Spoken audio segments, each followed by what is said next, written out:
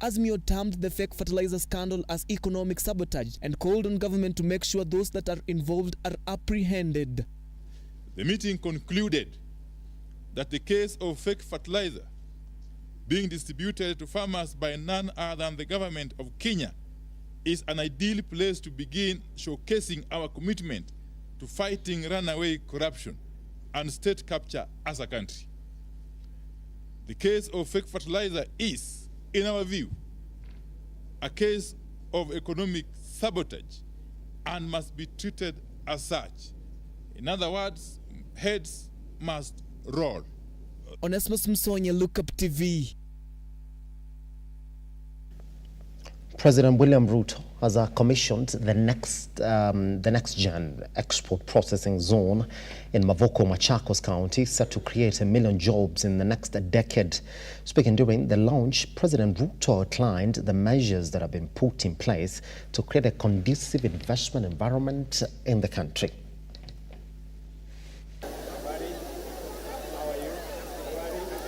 Today, President William RUTO presided over the official inauguration of Next Gen Packaging EPZ Kenya Limited at the Export Processing Zone in Athi River. This new venture is set to mark a significant milestone in Kenya's economic development. Exciting news await investors in the manufacturing industry as the president announces a 50% reduction in electricity tariffs for night production, effective May the 1st. This decision comes in response to persistent appeal from investors regarding the high electricity expenses, aiming to boost manufacturing operations and competitiveness. We are working on how to make sure that the cost of power is investor-friendly, is manufacturing-friendly. And the first step we have agreed with industry is that those who will produce at night because we have excess power at night, we are going to reduce the tariff by 50%.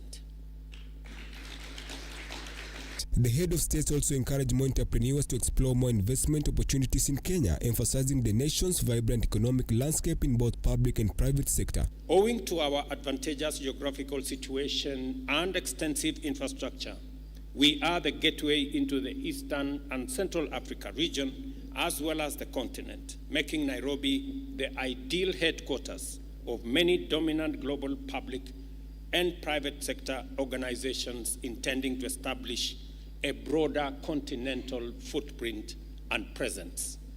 He also emphasized to investors the importance of not importing labor, pointing out that Kenya's youthful population is educated, skilled, and renowned for the motivation, innovation, and entrepreneurial drive. The young people that I saw in your workshop and in your enterprise are a cut above many.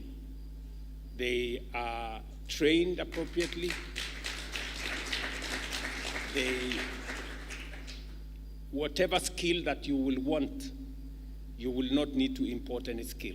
We have all the skills available here. The commitment of Next Gen Packaging EPZ Limited to invest in this project, adding Kenya to their portfolio, speaks volumes about Kenya's status as preferred investment destination globally. George Kayesi, Lookuptv.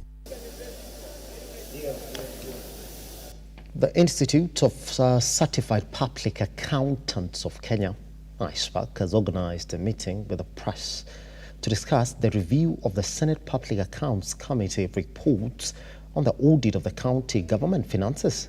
Speaking to the press, CEO Philip Kaikai warned accountants of the association that they will face consequences if found guilty of failing to generate expenditure reports in their departments. John Matava with the report.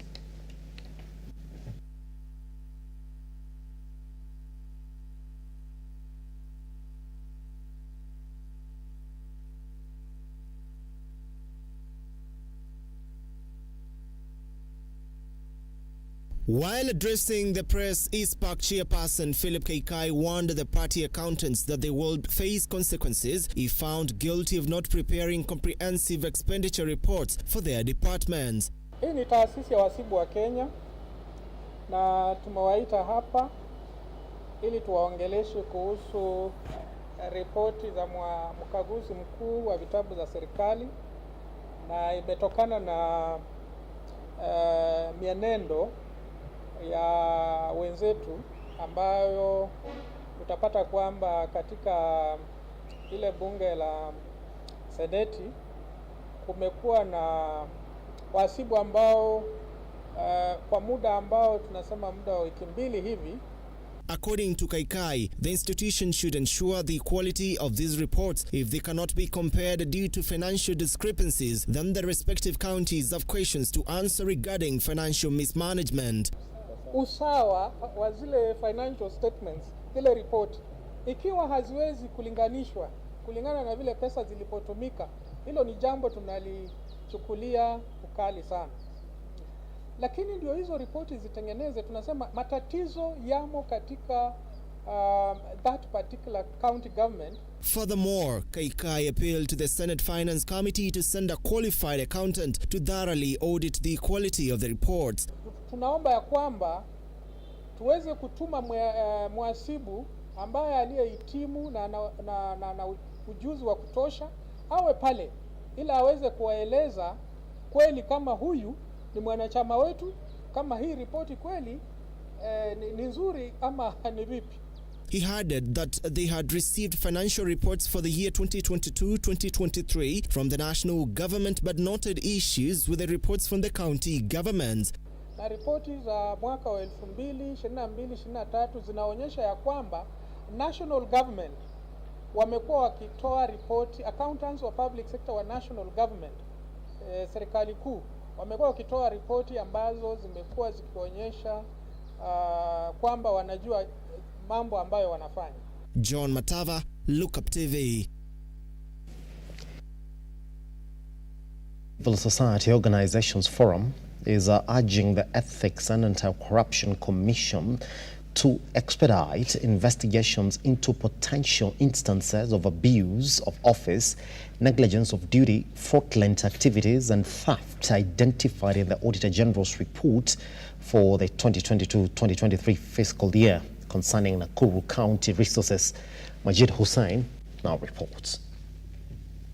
The Auditor General's report for Nakuru County Executive Financial Year 2022-2023 reveals multiple violations of the public finance management principles and misappropriation of public resource by the county government of Nakuru. In the report, Kubudha said a total of cash 4.3 billion, which is 33% of the county expenditure, has been queried on the basis of lack of supporting documents, irregular expenditure, failure to reconcile book of accounts and violation of procurement laws. We have done a basic analysis, not quite comprehensive, but just a basic analysis of the report, and we have realized that a total of 4.3 billion, which represents 33% of the county expenditure for the financial year 2022-2023, the total expenditure was actually 13.5 billion. So out of that, 4.3 billion has been queried by the Auditor General. And the reasons for these audit queries are: one, lack of supporting documents. It means that the county incurred expenditures, but there are no documents to support those expenditures.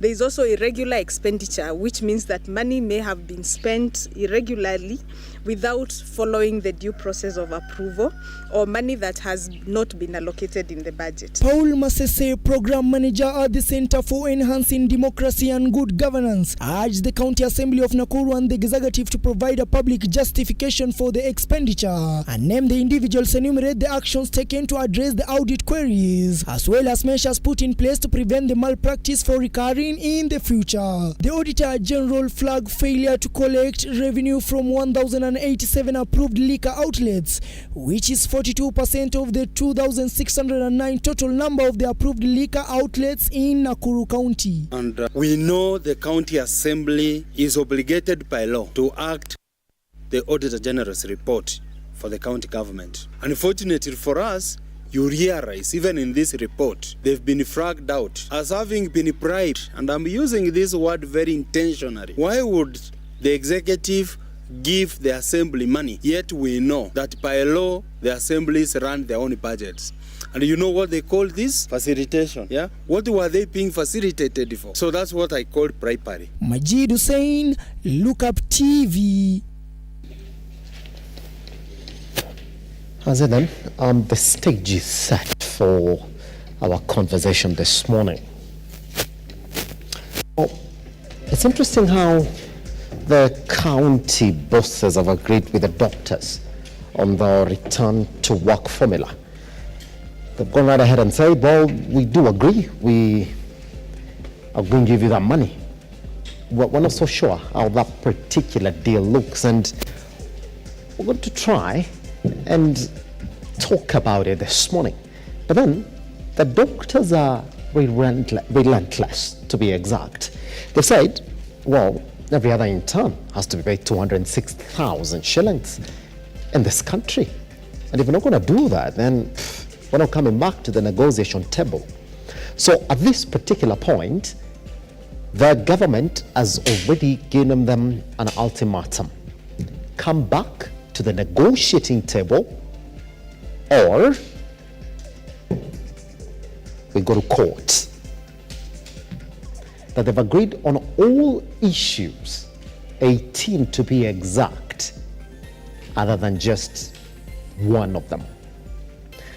So this morning, it is a government versus doctors on the state of the nation. And this morning, we're going to be joined by Sunday Oyolo, who's the county liaison manager, UDA party. Also joining us this morning is Ruth Bolo, who's the board chair, Young Women and Leaders Connect, and also Kennedy Sankara, who's the National Youth Policy and an analyst advocate. Talk about what the state of the nation is like this morning, and also look into what the azimio coalition is calling the Ogola inquest. They've said they need it now. Once we come back right here on the morning drift. My name is Simba Elijah Charles. Can I get this? Is Lookuptv.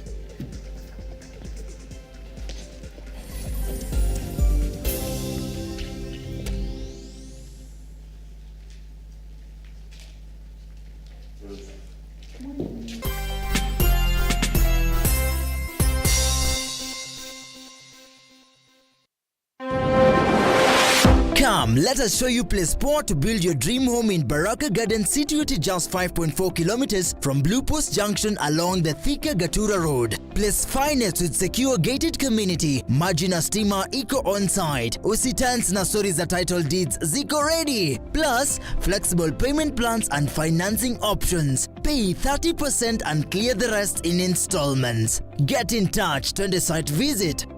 For more information, contact 0794 333 222 or 0722 668 700 or visit our website www.mahasibuhousing.co.ke. Experience the beauty of Baraka Gardens today.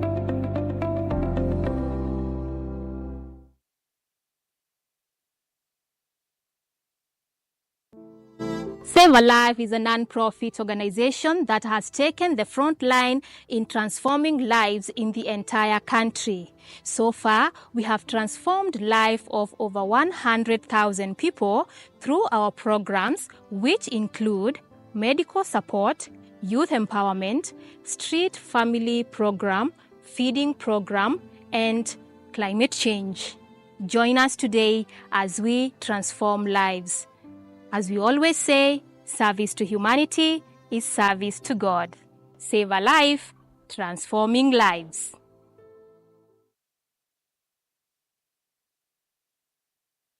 Are you an SME looking for a media partner? Look no more, as Lookuptv got you covered for all your visibility and marketing needs. We at Lookuptv understand your business needs and want to work with you on your marketing journey, giving you solutions that will take you to the next level. Call us today on 0707 572 358 or send an email to sales@lookuptv.co.ke and kickstart this amazing journey. Welcome to Lookuptv, your official SME media partner.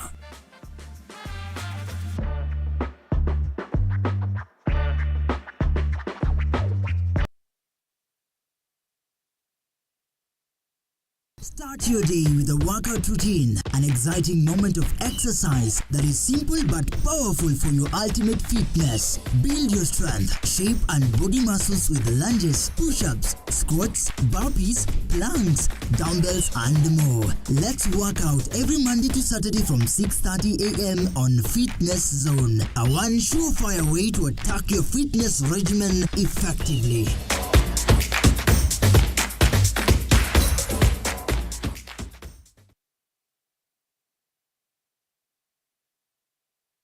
How do you start your engine when it is time to drive? Are you a first-time car buyer or want to upgrade your wheels? Do you know your car brand? Is it powerful, stylish, or does it turn heads as you drive past? Well, let's get to know all about wheels on the Daily Drive Show with Ian Otieno as we review all automobiles inclusively, specs and powertrain, interior, exterior, and pricing.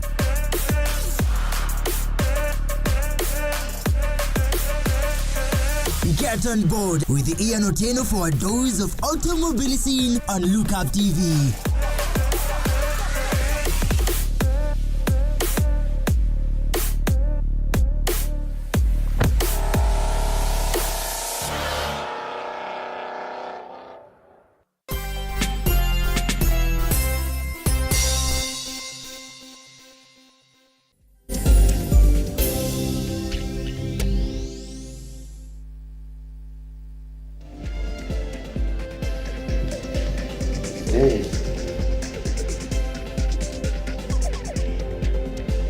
Tuongee vizuri.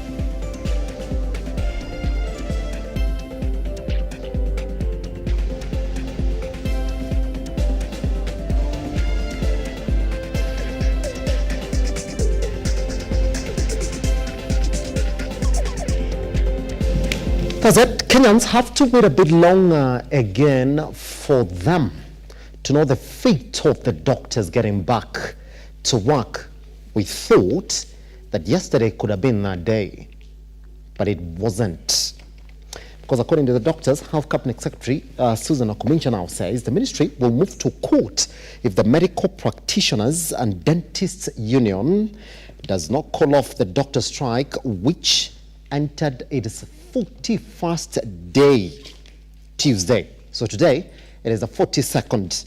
Since March 14th, the doctors have abandoned their duty stations and have been protesting the government's failure to post medical interns and obey a 2017 collective bargaining agreement on the doctors' labor terms. Let's watch that story this morning.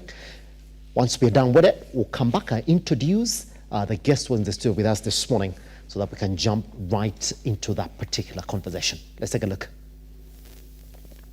With the doctors' strike clocking day 41 today, the hope of millions of Kenyans being that a consensus will be reached, Health CS Susan Okumincha has said the government will initiate court proceedings and file a status report regarding the agreement they had if the medics fail to call off their strike. Follow up to the doctors' refusal to call off the strike, we have instructed our council to immediately move to court and file the status report as to what we had agreed to and initialed on as a return to work formula.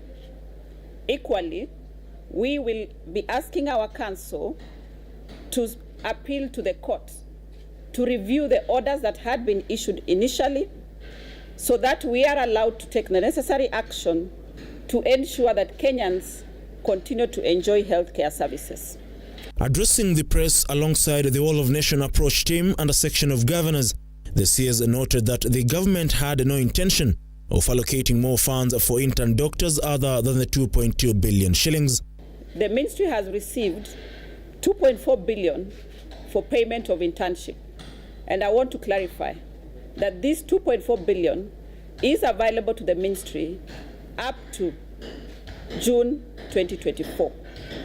So the offer of 70,000 for those interns who need to be posted is still available, and this offer shall have to be renegotiated after June 2024.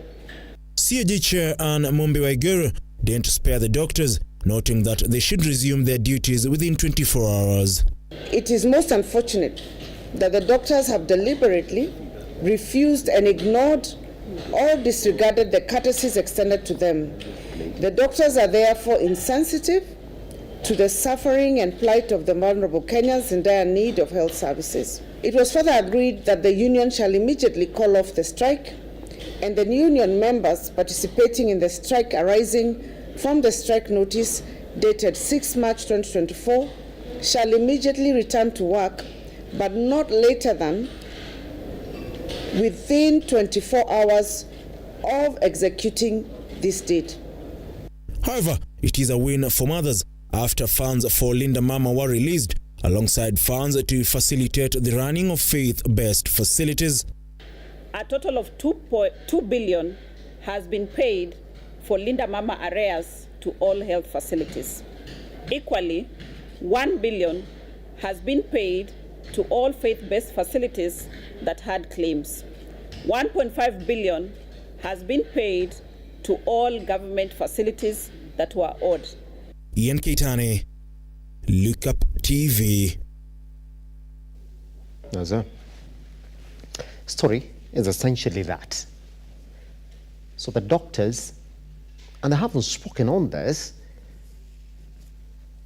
the county bosses and the health ministry are sort of saying, well, the doctors are presented to us a situation where all or nothing,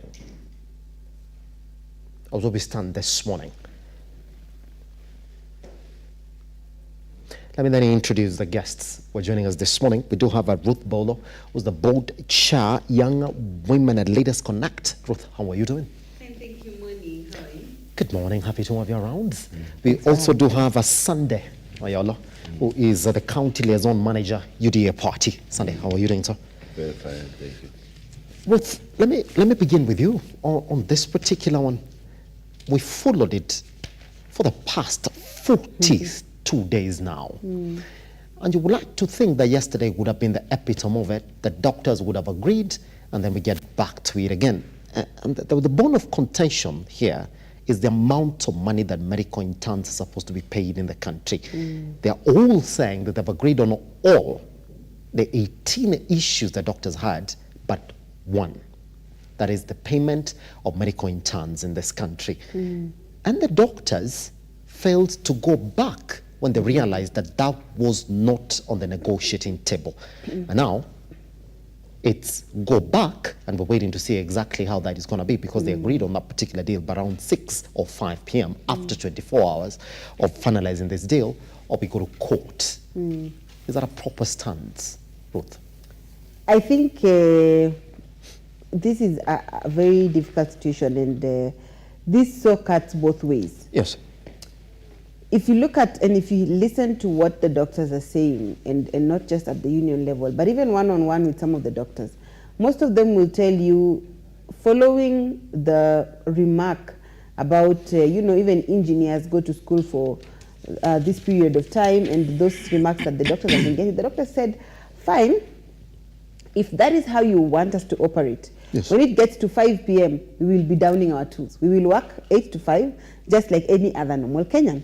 And when it gets to 5 p.m., whether we are on the operating table, whether we've got, just a quick consultation, we will down our tools if that is how you want us to operate. So the doctors do have, a very valid concern. And we've got doctors that are graduating day in, day out, but they are not being hired because county governments cannot afford to hire these doctors.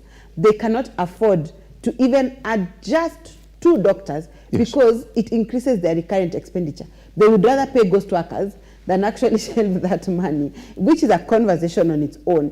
But right now, the county governments are struggling to pay ECD teachers, the county public servants, not to mention the doctors that they already have, and then you're telling them to add a few more. With the excuses or the complaints that they have already been having from, the recurrent expenditure is, our money is stretched too thin, to we have gotten delays receiving disbursement from the national government, to whatnot. We are having a situation whereby we might actually push the county governments to accept or to, promise something that they cannot keep up. Whereas the doctors are actually asking for, what they deserve and what is right. So my issue is what has been happening year in, year out. And if you look at this conversation, it is based on a deal that was there with the previous government. One, we have an issue where there is no proper handover, and each government that comes in wants to do things their own way, which is not necessarily bad, but we can see the dents that are happening. And this is not just in national government. Even if you look at county governments, look at constituencies, you will go somewhere and you will see there's a building of a school that is hanging. And when you ask, why is this building hanging, you will be told, that one was for the previous member of parliament. This one is not really focusing on schools. But if you look keenly, you'll see there was disbursement of money. So this is a systemic issue that we need to address it right from the root cause. And I know the doctors have been pushing for a health service commission that will sort of help to just manage these issues like what the teachers have. But the details of getting to have that health service commission is another discussion on its own, is another cost on its own, is another referendum on its own. So one side has got to give. And I know for the national government, they're looking at it as, if we give into all these demands, the next week it will be teachers. The next week it will be, so they also have to be very careful in how they handle this particular issue. But looking at the long-term effects, we have a lot of, if you look at some time back when Rosemary Odinga was in hospital, Ida Odinga actually did an interview, and she said, surprisingly enough, when we went abroad for treatment, it was Kenyans that were treating us. It was Kenyans that had filled majority of the hospitals in South Africa. So most of our doctors are feeling, I am good at what I do. There's no space for me here.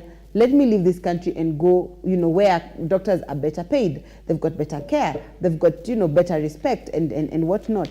So in the long run, we are looking at a situation whereby, a long time ago, being a doctor was looked at as being very lucrative.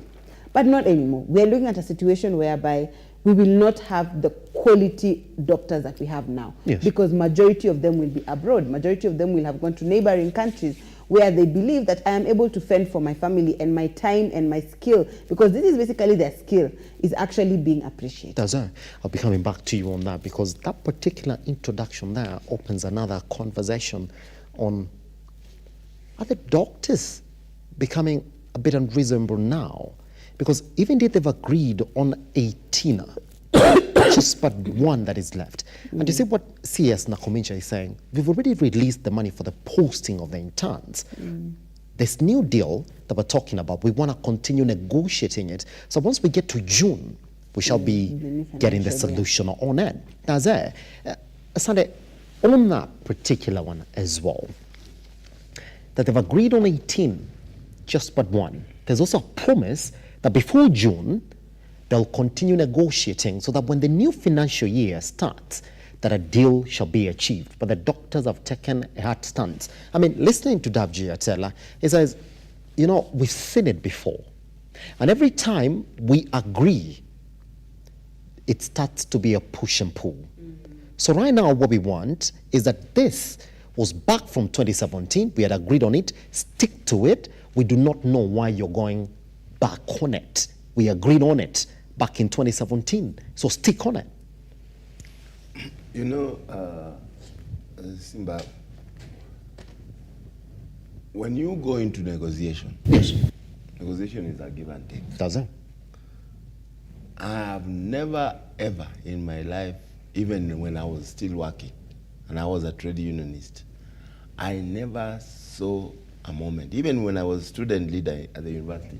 Yes. We go into the Senate and into the faculty for negotiation. You go with 19 items, you get 18. It's not a normal. The government has already given in over than a half. The government has shown a lot of goodwill. Yes. Even the 19th item, it's not that they were losing it all. The government is saying, take 70 as we negotiate. They are stuck at 206. And again, we are not even being told how many interns we are talking about. We are talking about all the interns that have already been churned out. The issue was post them. The government has said, yes, we shall post them at 70, but negotiating. we also have to remember that the same doctors have been in contempt of court twice. The first time the judge said, go back to court to work, and provided the mechanism for negotiation. Yes. They didn't. This is the second time they have been told last week when the judge said, go back to work as the negotiation goes on. Mm-hmm. They haven't. Does it become a bit confusing when even the doctors themselves also have a court order that mandates the government to implement that particular CBA, because they do have that court order? So when a court order issues a court order on an order, doesn't it become a bit confusing for the doctors, because they raised it when they were on the streets, that indeed we are on the street Sunday because we have a court order that mandates the government to implement the CBA. And now the same now we have people who rush to court to obtain a court order to send us back to work. Is it not a bit confusing? It doesn't. In law, yes, the current order, yes, takes precedent. You can't, if you held me in this house, mm-hmm, now, yes, because of a court order, and then I obtain a court order that says that you are holding me at ransom, mm-hmm, in vain. Mm-hmm. This new court order takes precedent. And actually what the industrial court, and it's the same industrial court that had ordered, and it's the same industrial court says, yes, we ordered. But now we have given you a new order to say, you, all of you, this team and this team, go to on the negotiation table. Yes. They were ordered to go. It was not just an order of don't go to work, but it was an order of go to work while. And by the way, in that order, it was also very explicit. It talked about how many doctors must be at Kenyatta at every time, how many doctors must be at a maternity level, how many doctors should be at what level. It was very clear. It did not say blanket order, everybody should go. But they said, while some are on the street, mm-hmm, at this particular time, Moi University must have these doctors, number of doctors, so that the people of Kenya continue being served. Now we have services paralyzed across the country. You had 19 issues. Out of 19, 18 have been solved. You have one issue that has been solved halfway. Mm-hmm. I think doctors now are, yes, becoming insincere, yes, and are inconsiderate, yes, and they don't care. They are now becoming commercial instead of being professional. That's it, Sunday. That's where we start now. And Bolo, even as you respond to that, I would like to point to this direction. Mm-hmm. Sunday, also listen, take notes on this particular one.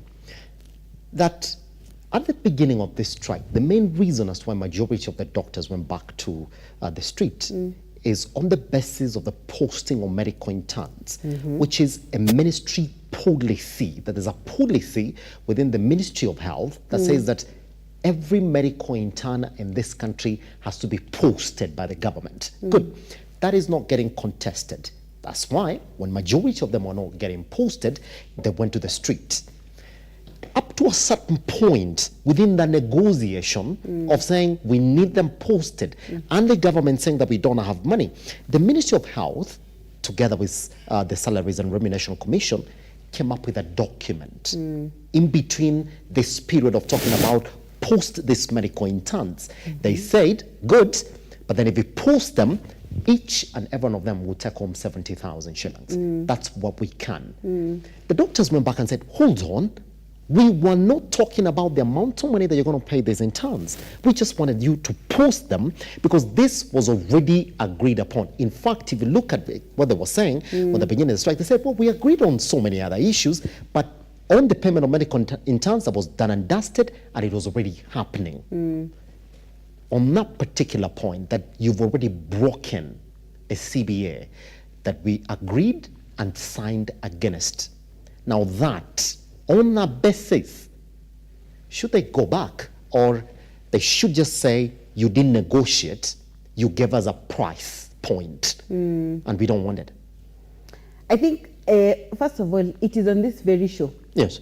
Not so long ago, where I said we are developing a culture as a country of disregarding court orders. And this goes right from our heads of state. And I gave the example of when the former president was actually advised by the former CJ to disband parliament, and he did not because of the two-third general, right? And so looking at even how, what's been happening in the discussions by our politicians, you can tell that we are getting to a point as a country where we do not, we are not really keen on what the judiciary is saying. And for me, it really breaks my heart to hear my colleague here say that the doctors have become commercial and whatnot. Yes. From where I sit, yes, we're talking about healthcare, which is a basic need. And you are sitting here telling me that a number of our public servants can earn the 6 figures that the doctors are asking for, but these people that we are asking to save our lives cannot be given that amount. As a nation, we can sit down and say we are going to give car loans and mortgages to, elected leaders, but we cannot afford to get the money to pay our interns. I think there is a mismatch of priorities somewhere. There is a huge mismatch of priorities. Yes. And when you look at, if you go to the rural areas, leave alone Nairobi, and I'm not even going to say Nairobi is okay, because in Nairobi we have seen, during this strike, we've seen an increase in deaths. During this strike, we have seen, a number of people resort to self-medicating. So I'm not going to say that Nairobi is okay, but I want us to use the rural area. Yes. I want us to use an area where accessing the minimal healthcare facility takes you about 500 shillings on a rough road using a motorbike. Okay? In this area, they are depending on these doctors. They are depending on these doctors for their life. They are depending on these doctors to increase their numbers, as a community. They're depending on this for so many things. And this is the doctor that you are saying, there is a court order for you to go back. We do not want to listen to you go back. Mm-hmm. Doctors and they've said it, we had a deal in 2017, you have not honored it. So why should they then trust that if they go back to work, the conversations will continue? The saying, once bitten, twice shy was not there just for fun. And the doctors have been through it, and they're saying, we've had an agreement once, you did not live up to the agreement, and you want us to go back, and you're telling us that we will have we will continue engaging on this issue. How are they supposed to trust the government? And when I say government, I don't mean the individuals per se, because government is an institution. So we need to set precedents whereby we are not, every new leader or new term that comes, we are not saying we are doing away with the previous deals, we are starting afresh. Because this is the same issue that will happen, not just with the doctors, but with the teachers, but with the oil farms, So this there's a precedent that needs to be set. For me, the doctors have said, take back all the 18 that you've given us. Give us this one. Take back the 18, give us this one that we are asking. Mm-hmm. So I think it is very, very unfair for us to brand the doctors as commercial and make it look like they are being unfair and, yes, they are being ridiculous in their asks, because we have seen some of the priorities that are given in our national budgets.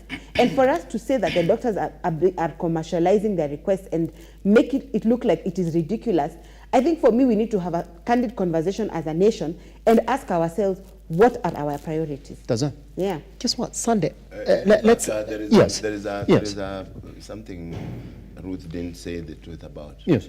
They didn't say take out the 18 and give us the one. Yes. I saw Atela and his brother yesterday say,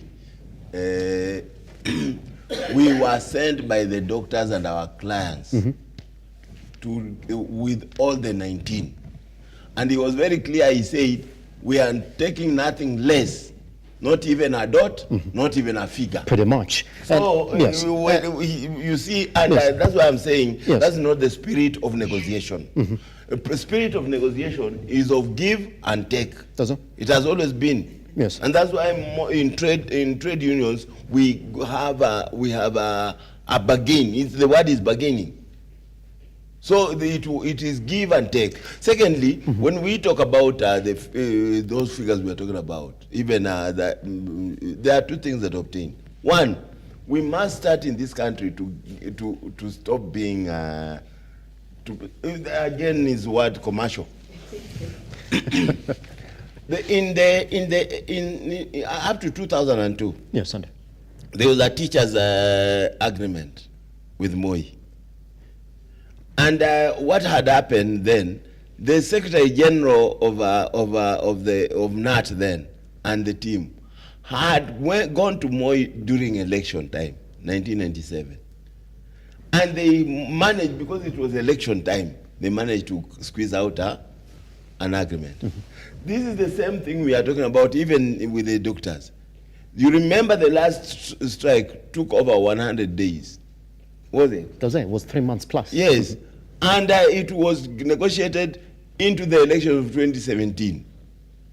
Most of these negotiations usually should, this is the right time for negotiation, when the nation is sober, when everything is okay. But when there is a transition in power, and trade unions take advantage of that moment to get what they want, most of the time is untenable. We are talking about numbers in 2017 and today. The numbers have burgeoned. We talk about in terms, we have a big number. So if you are talking about then and the projection, even the other day we were at Bomas of Kenya with Hobbs, the head of President Civil Service. Yes. And he asked, in this negotiation, did we have the carry seated in it to project with you that in 5 years this was tenable? Did we have the central bank? Did we have the national treasury in it? Yes. They were not. They were missing. It was a government thing. Government that was exiting, talking to trade unionists. Why? To make business easy, so that the campaigns and elections are not affected. We are not going to be doing that. Let's be very factual. You go to the table with issues, and you say we shall take some, we shall lose some. You cannot say that we have been told not even a dot and not even a cross on a T shall we leave behind. That is not a spirit for negotiation. That is a spirit for anarchy. Yes. And that's why our people are suffering in the hospitals. Yes. And again, just before we go there, we must know that when we are talking issues of health care, by the way, I'm a health practitioner myself, because I know for sure that where the problem is, the problem with the health sector began with the Constitution of Kenya. When we went for the Constitution, the TSC negotiated for the teachers, negotiated for the Teacher Service Commission. Yes. The police negotiated for Police Service Commission. We have Parliament has Parliamentary Service Commission. Yes. We teach in the guise of health. We needed to have Health Service Commission. So that, because if not, then we are divided. We have the role of the counties with health, because health is devolved. And we have the role of the national government. Therein, there's a problem. Then we have the national hospitals. We have Moi, we have Kenyatta, we have KU, we have Madare. And therein, there's convolution in terms of who takes what. We have some counties that have already given, like for example, what we were talking about, the car loans and what have you. Yes. We have some counties that have already done. So do we, all other counties suffer when these other counties have done? We have counties that have already given the retirement benefits and what have you. They have already, like I heard some doctors saying, Tarakanidi, on that one they have done. Nyeri, on that one they have done. Omabe, on this one they have not done. Yes. So now do we have the whole country on the street, and all countries suffering, yet there are counties that have done their part? Sunday, the question was, and I like the way it comes back just before I ask you this question. I gotta recognize the presence of one Kent Sankara in the building. Kent Sankara, how are you doing, sir? I'll be coming to you shortly. On this particular one, Sunday, you see, what is sort of making these doctors angry? And if you go back, that's the history that I was giving Ruth, is that they walked out of the first negotiation when they realized there's already a document that has been signed against by the Ministry of Health and SRC on the amount of money that the medical interns are going to get paid in this country.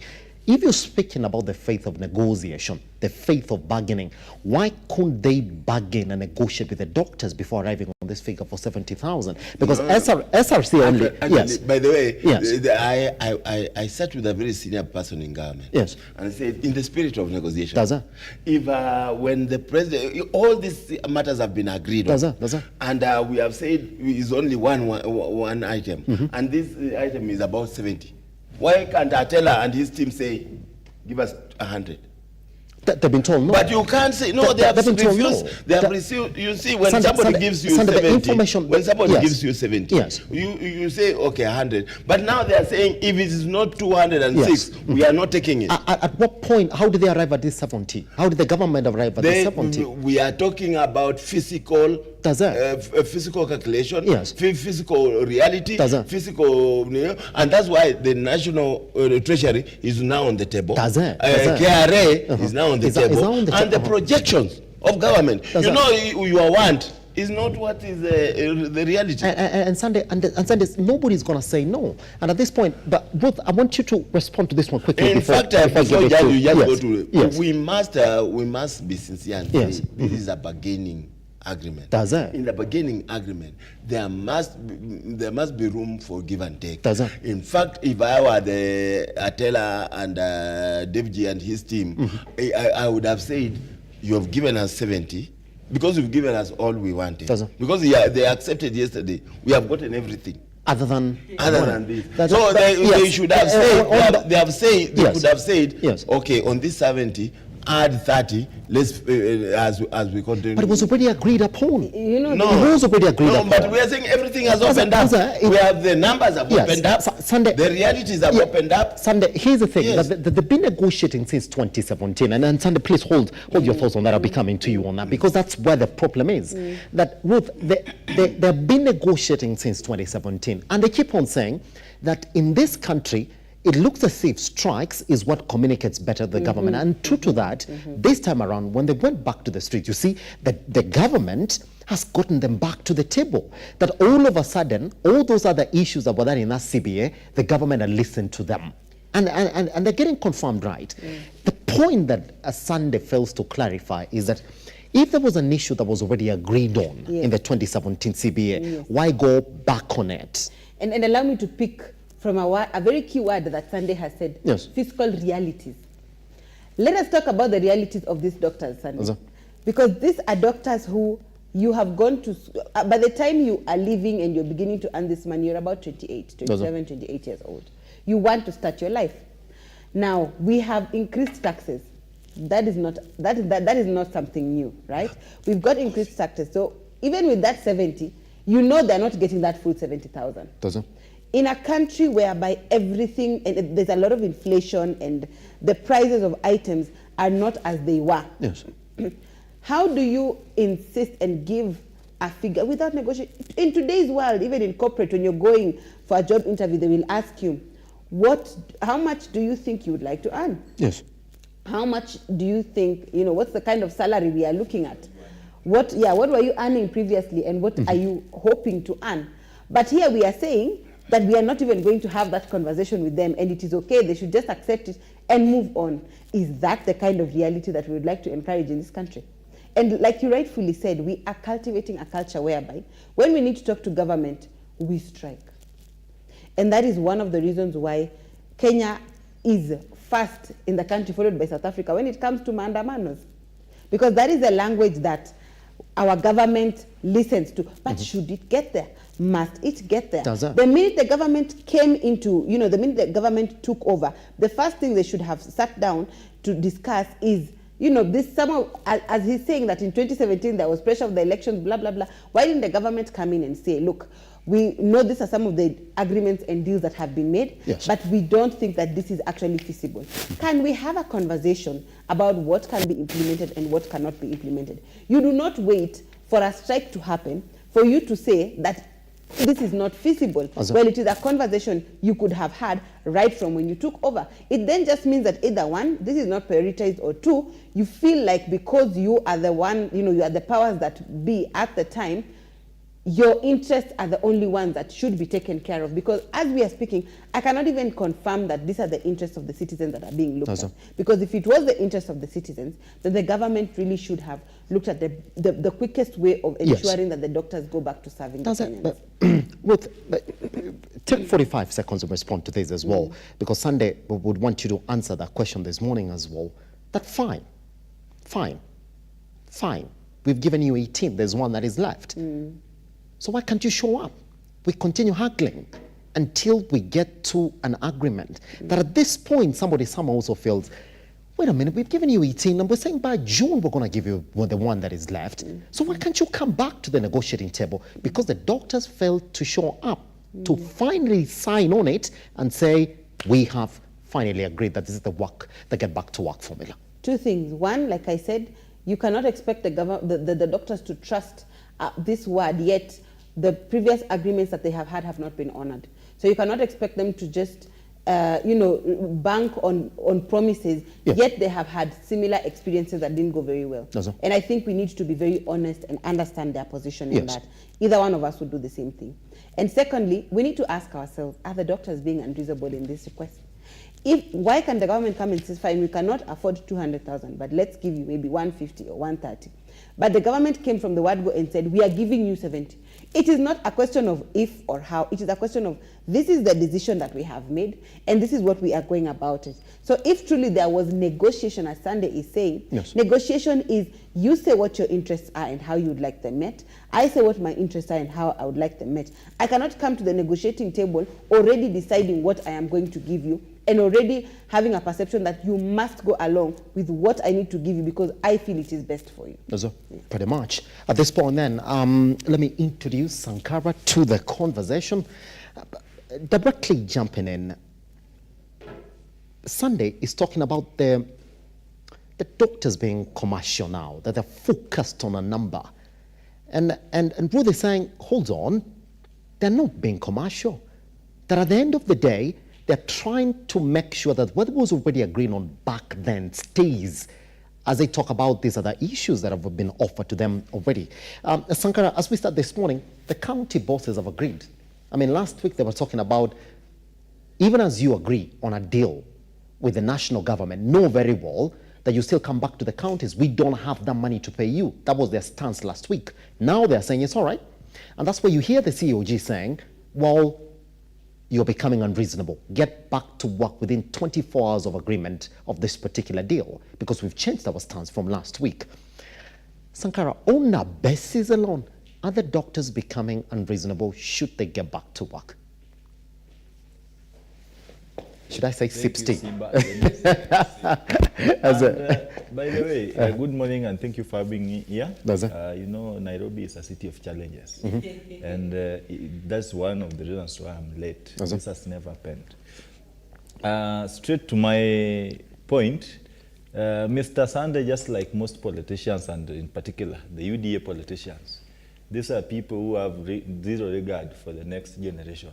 What the doctors are asking for is formalization of an healthcare system that is going to work past UDA administration.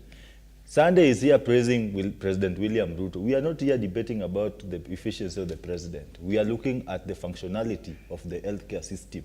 This is an inalienable constitutional right under the primary constitutional rights of a human being. So the right to healthcare is now in shambles because the government has decided to play politics with healthcare. Doctors are not being unreasonable. I am speaking this even in as much as I have a patient who really needs the attention of the doctors. But give Caesar what belongs to Caesar. The children are now looking at the doctors striking and they are asking themselves, should they delve into the career of medicine?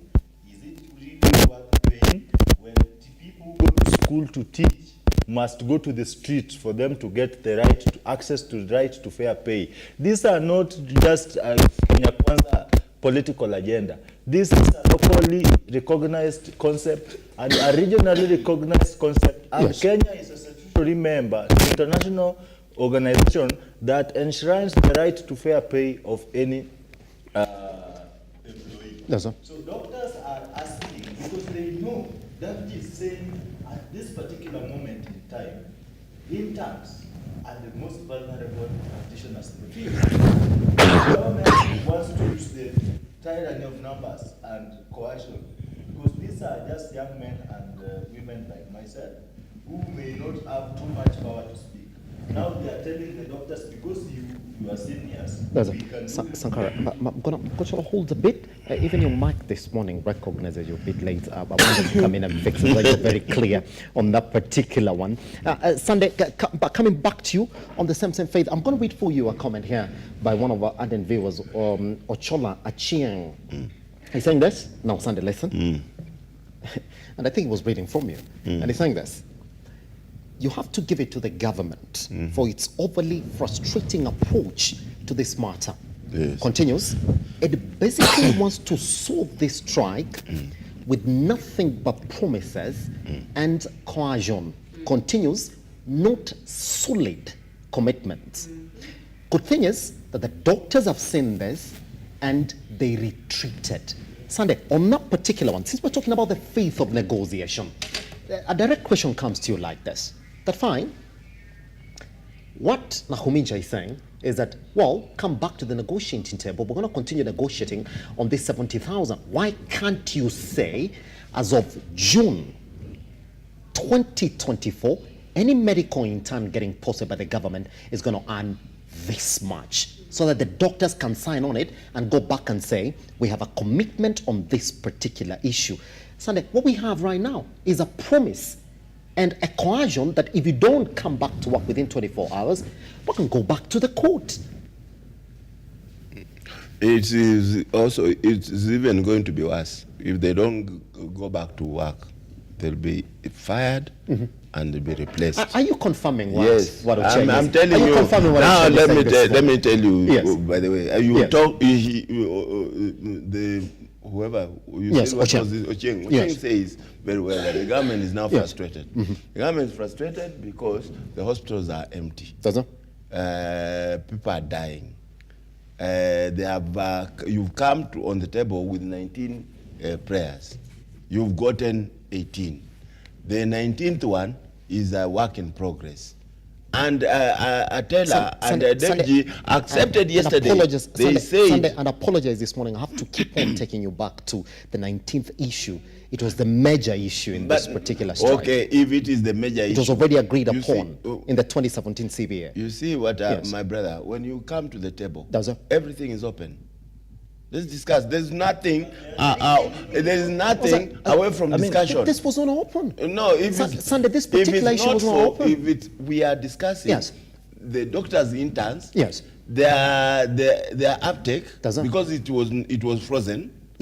So their uptake, they are now being taken back, and we are talking about the remuneration. We are talking about the numbers. We are taking them in their all totality, in their all numbers. Even the backlog. I mean, you understand? Yes. Just a minute. Yes, because, you know, when we are talking about, we should not talk about, we are not street people.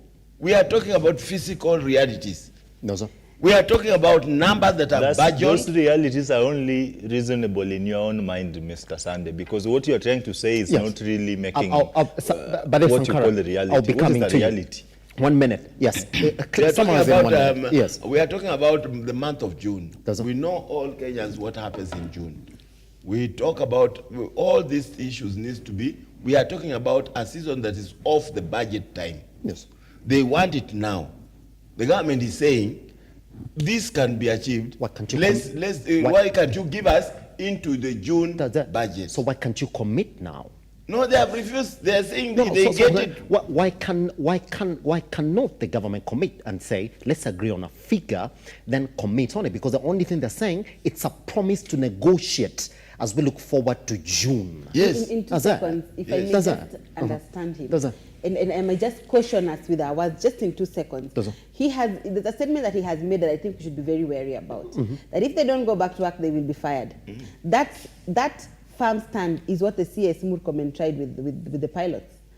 this is not the first time that we are seeing the government try to give a firm stand. You cannot rule with an iron fist everywhere. I think we need to caution. We need to caution those terms with in the strongest manner possible. Yes, but you cannot have your cake and eat it.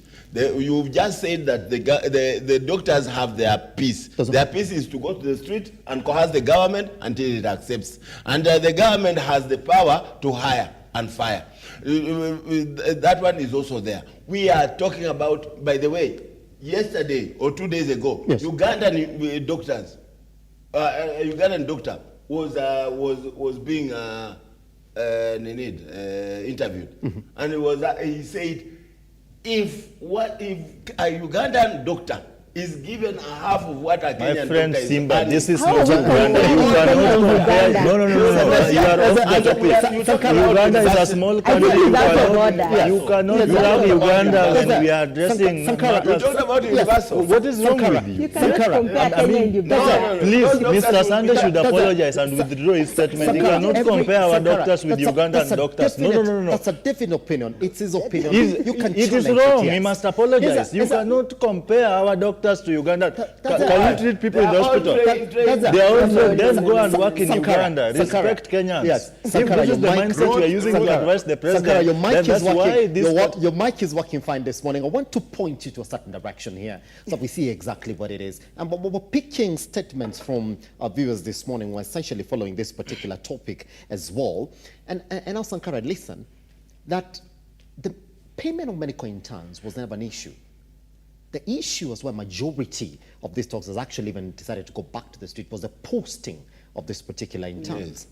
But upon negotiating on the other issues in that CBA, talking about how these interns were going to get posted, that circular for the Ministry of Health and SRC surfaced. That is saying, well, here's the thing, they're only going to get paid 70,000. That's exactly what you can accept now. And if you do remember, they stepped out of that negotiation last month. That's when they went back to the streets after the talks completely failed. But then let's go back a little bit, Sankara, so you can give us a platform.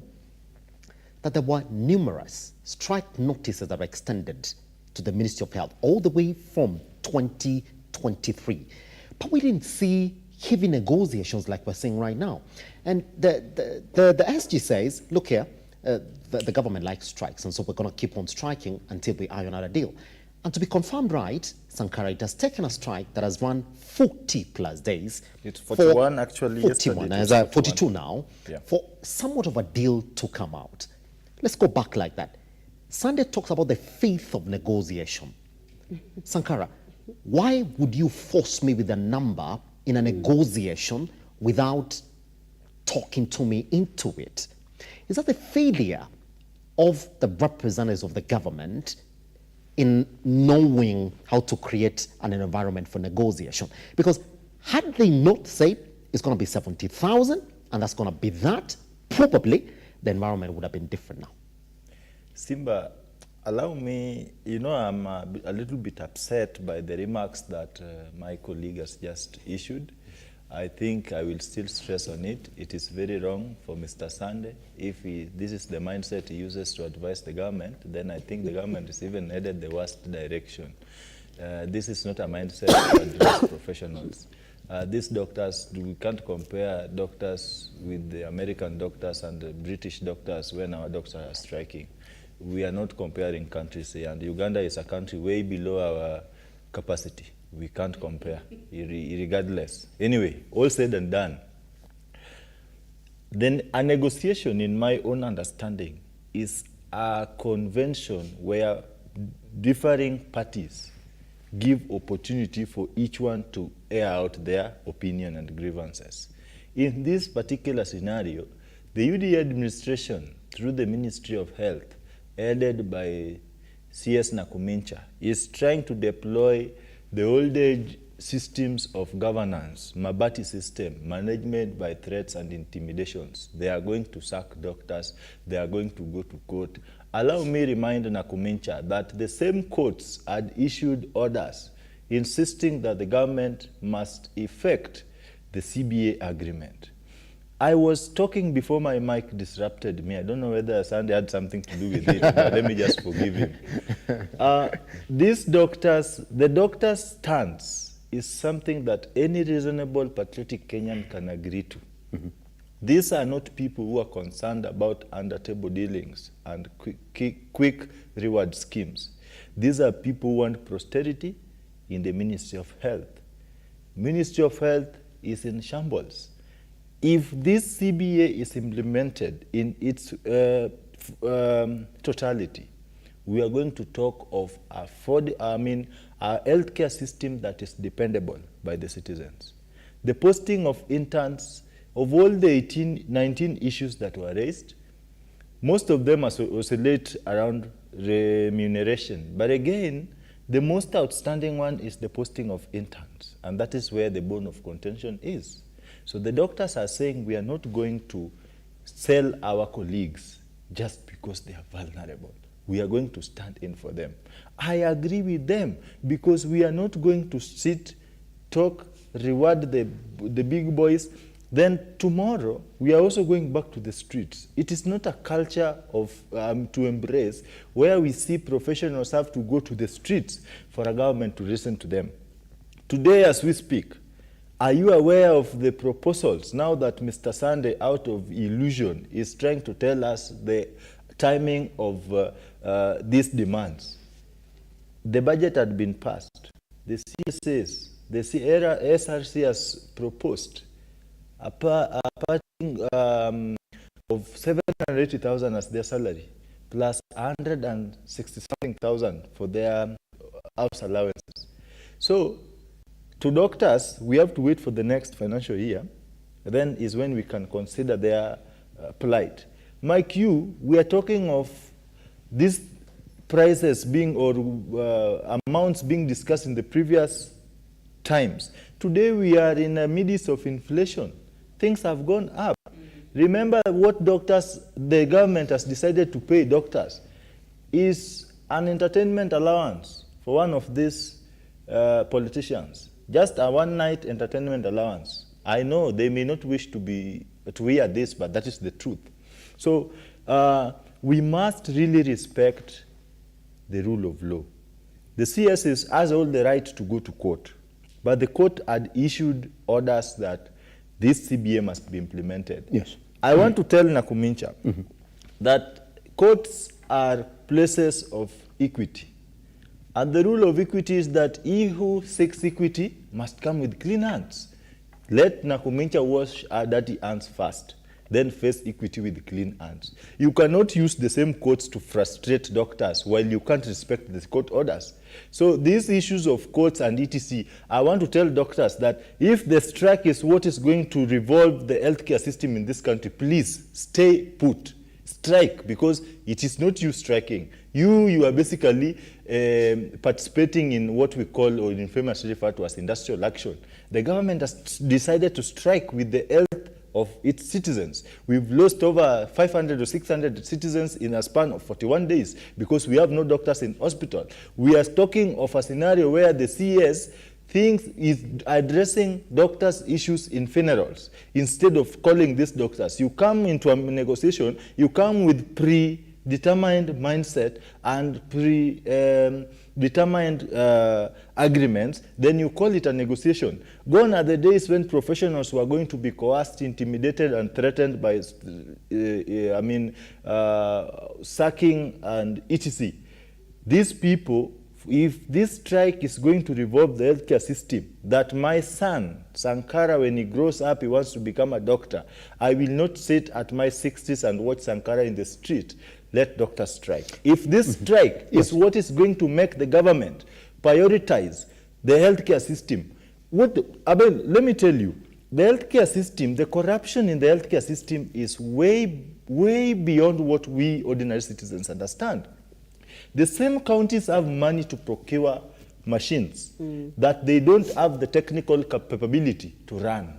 Are you aware Homa Bay and some county in the North Rift procured machines that they didn't have people to run? A county is splashing billions of money in contracts of hiring machines while they can use that money to procure one machine and have it serve Why should you have 10 machines without a technical personnel to run the machines, where instead of having one machine with a technical personnel who can drive this machine and offer services, even if it is in slow or beats, but at least you have something reliable. We are hiring, this is procurement in action. Yes. They hire to loot. The same doctors or government is, cannot, after these decades of devolution, have not issued insurance cover to medics, despite the danger that are exposed to while attending to the citizens. The same counties have money to hire doctors, now that our doctors are demanding for what is right, but they don't have money to put in place to ensure that a doctor is fully compensated when they are in need, especially the insurance cover. So the issue here, we are battling incompetence coated with arrogance as misinformation. People like Sunday and this government, they have led in misleading the country.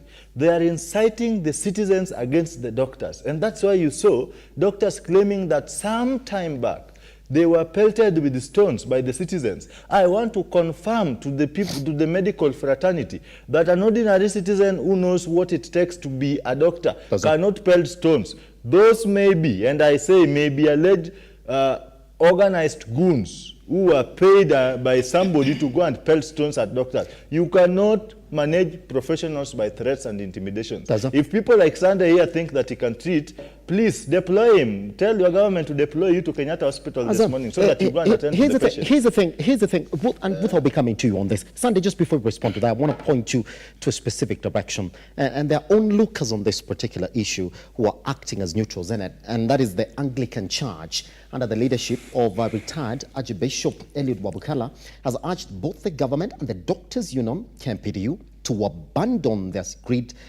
rigid positions and participate in constructive dialogue aimed at resolving the ongoing doctor strike. Let's take a look at this story, because once we come back then, it's as if Sunday can't speak to the doctors this morning, that it's the both of them who need to be spoken to abandon their rigid stance. Let's take a look at it. Once we come back Sunday, we'll be weighing in on it.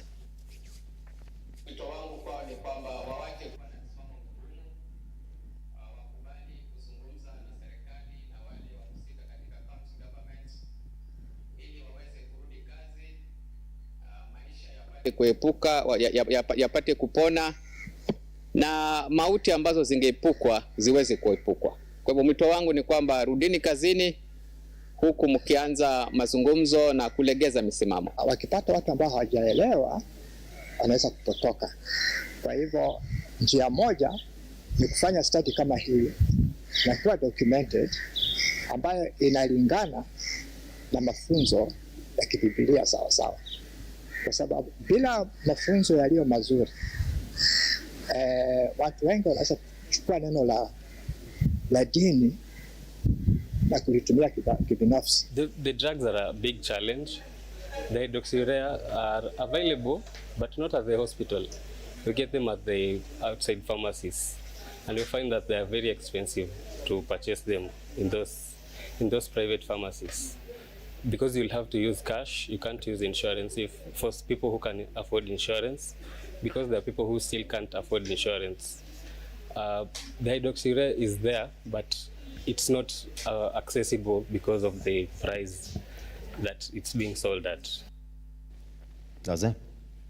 Sunday, if you hear that submission from the Anglican Church, it is just not to one side. Sunday, they're saying, you the government, you the doctors, abandon that rigid stance, stop threats, find different ways to solve this. Sunday, are they speaking how you should have spoken this morning? How I've spoken, actually. How I've spoken. I'm saying that when you come to the table, it's a give and take. That's my position. And like Sankara who thinks this is a government issue. Actually, it cuts across the 47 counties plus the government. So all the 48 governments.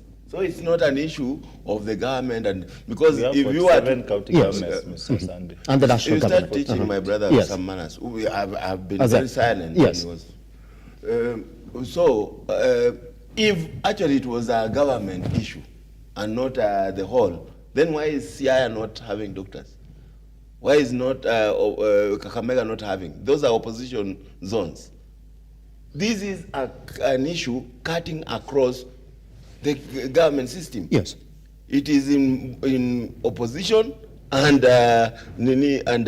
government zones and up to the national. On that particular basis. Let me make this point. Yes. Because when you segment and look like there are some people who can manage it better, and yet we have the doctors striking in Kisii.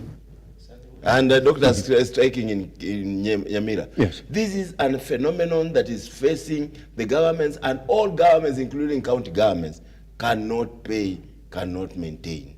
That's why they all have come to the table to negotiate. But I have said there are counties that have achieved some of the requirements, what they ask of the doctors. There are some counties that have not.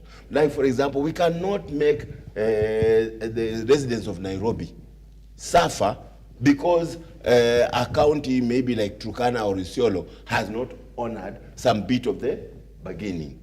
We are saying that. What has been corrected now has been, and I have said again, it would have been better if we had the Health Services Commission, which would have taken the HR issues. Because what we are now talking about are actually HR issues of health. Health has several pillars. It has the finance pillar, it has the economic pillar, it has the HR, it has the development, it has the commodities pillar on that. This pillar of health, of HR, is the one that causes all this. And it needs to be streamlined. Going forward, even if we suggest issues of a constitutional amendment, this is one area that needs to be looked at. Because, like for example, Ruth started by saying there are even the issues of early childhood, the ECDs. Right now, it's clear that when you talk about ECD teachers, take it to the counties. When you are talking about high school, university, take it to the national. And it is very clear. And when you are talking about salaries, go to the TSC. So we want that to be done. These are long-term things. But we are saying, as government is saying, we have heard you. These are big numbers. We are ready now to take them now, given the money that we have at hand. KRA is still collecting. We are still grappling with other issues. Give us up to, take this. Then as we continue negotiating into June. Yes. June is 1 month away. Does it give us a figure to June? Yes. No, we can't give you a figure. We can't give you a figure. Yes. You see, those are the things that we do. Simba. Sunday, it's a promise. Those promises are the promises that we give around election. And I gave you an example. But Sunday. I gave you an example of a man called Chadro Kodongo. Yes. In 15 seconds, I want to come back with you as well, Sunday, on this particular one. Just hold your thought right there. Because Sunday, read that viewer this morning was saying it is just on promises and coercion. That you promise me that I will look into it. But then when I look at your commitment around that particular area, it's neither here nor there. No, the commitment is there. We have already said we have 6.1 billion on the table. And we have money that we have already given to the private faith-based hospitals. On the payment we have done of medical interns, we're going to come back to that. So Sunday can elaborate on that. So we see how that is not just a mere promise that gives us up to June. We're going to continue negotiating and looking at exactly how much it is that we're going to pay. So once we come back as well, just was asking for more money. County government are saying we've agreed on a deal here. We need more money. We need 450 billion sent to the county government. That one is now in discussion. But the national government has not been able to do that over time. And guess who shut down that bill? The Senate. If you do remember. Beautiful. Let's talk about that once we come back right here on the Morning Drifts. We're still with Sunday, with Bolo and Sankara as well. Good morning.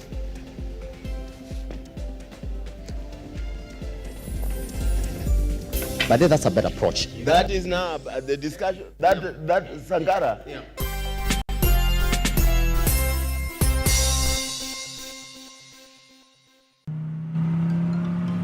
There is a biblical quotation that says, whoever gives to an orphan lends to God. Today was a great day for us. We have received and hosted a wonderful and great team from Tatua Tatu who have come to make a day brighter for these kids and for our beneficiaries. I thank you, Tatua number 3, for coming. May God bless you, and the gates of Rafiki are ever open, and you are welcome and welcome again.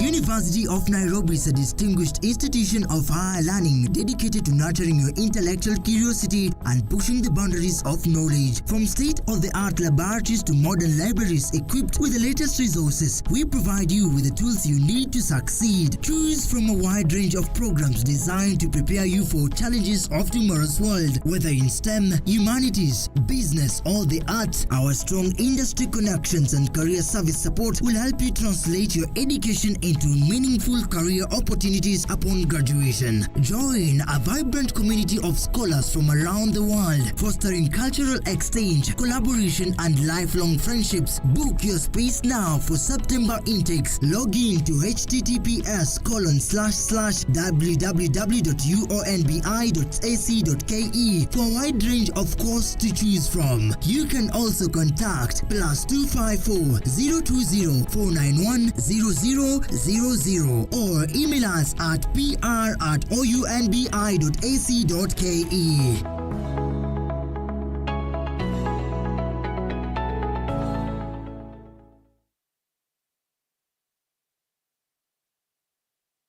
Are you a junior secondary school, a college, a TVET institution, or a university, and you want to advertise your intake?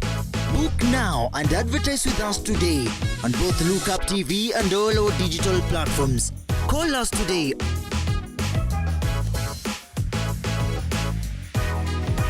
Or email us on sales@lookuptv.co.ke.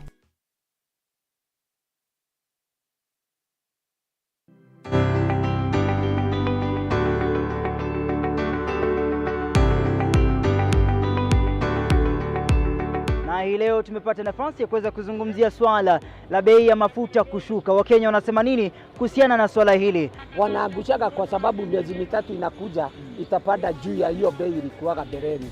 Mafuta hata kirudi chini kama 100 ama 80 na kuwa afadhali. Tunazungumza na madereva na wale ambao wanahusika hasa kwa nafasi ya karibu sana kuhusiana na masuala ya mafuta. Mokole hata kama imepungua kidogo, haitapungua venye inastahili. Hata ikirudi tu usiseme tu 150 tunaweza fly sana. Ile margin inapanda nayo, it's not the same margin that inashuka nayo. Inapanda na 20 inarudi na 5. Unaona it's like you are stuck in one place. Kwa hivyo tunaomba waendelee kuagusha ndio at least madriver wapate pesa.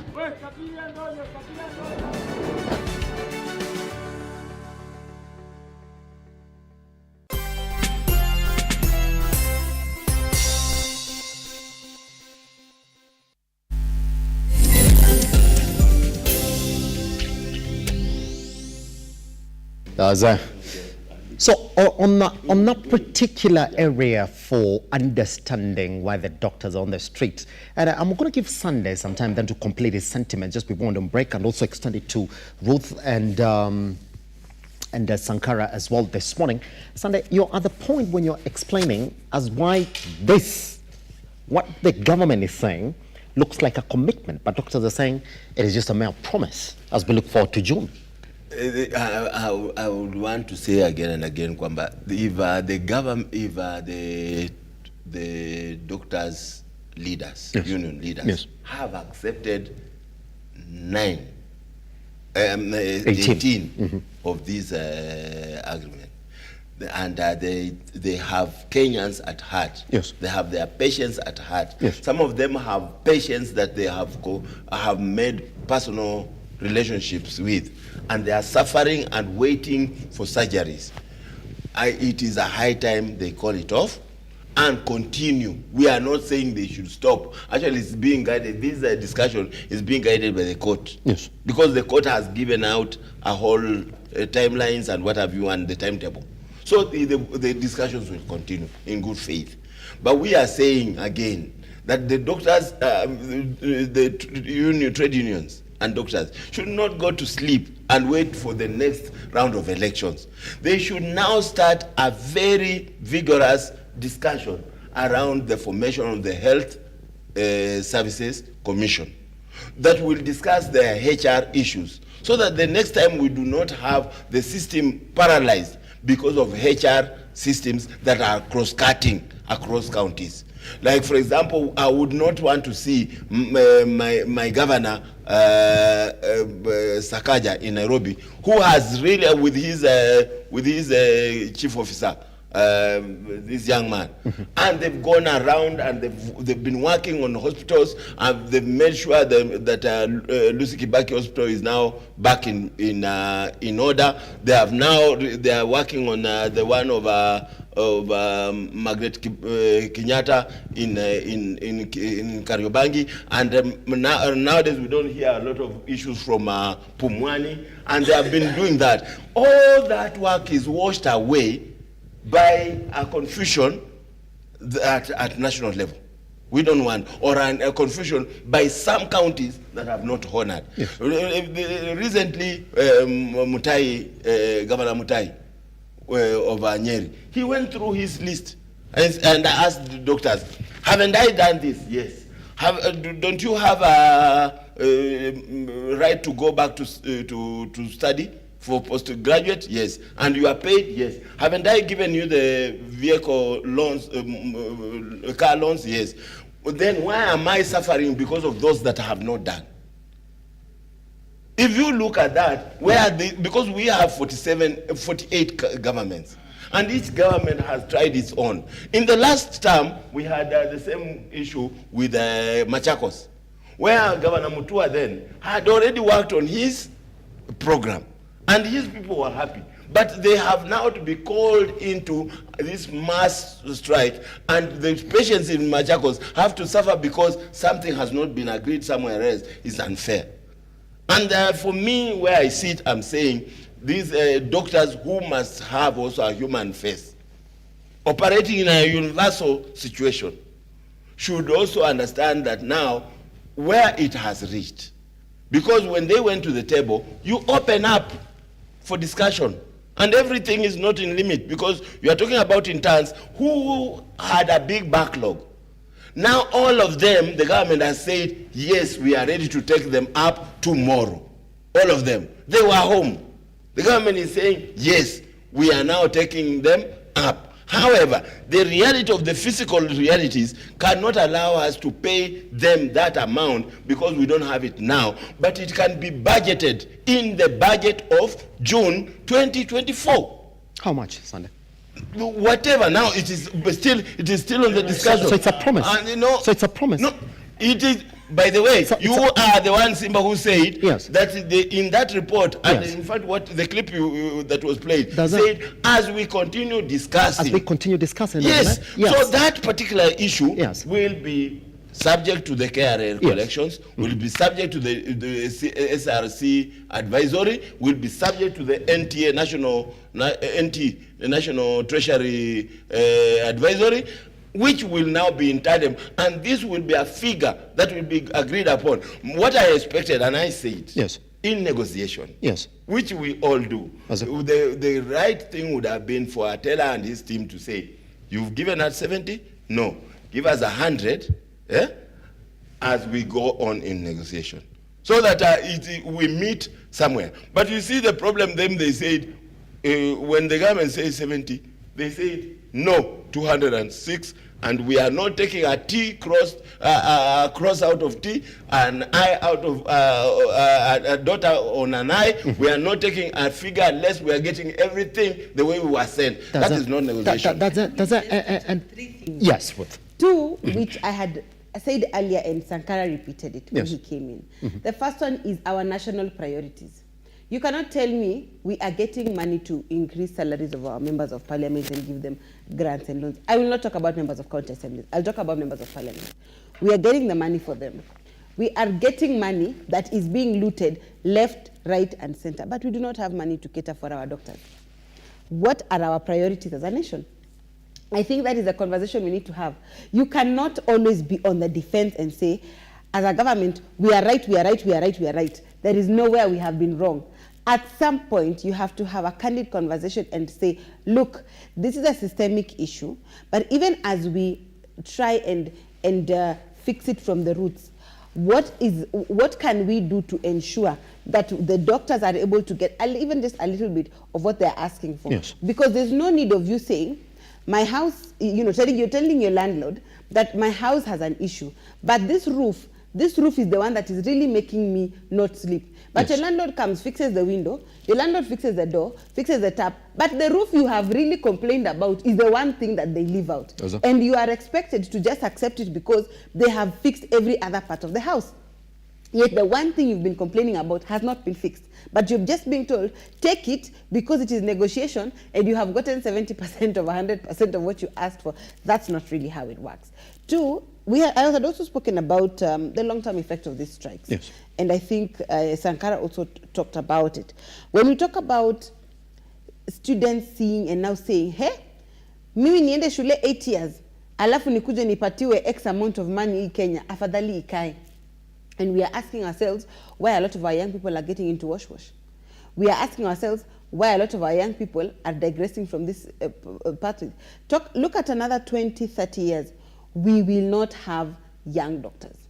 Because a number of them will see that so long as I am getting this, I'm getting into this career path in Kenya, I will not head anywhere.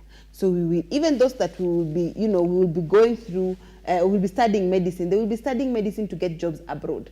So we will continue the cycle of going to countries like South Africa, Malawi, and the likes for us to be treated by our own Kenyan doctors who are telling you that I would love to come and treat you in your country, but one, I don't have the equipment.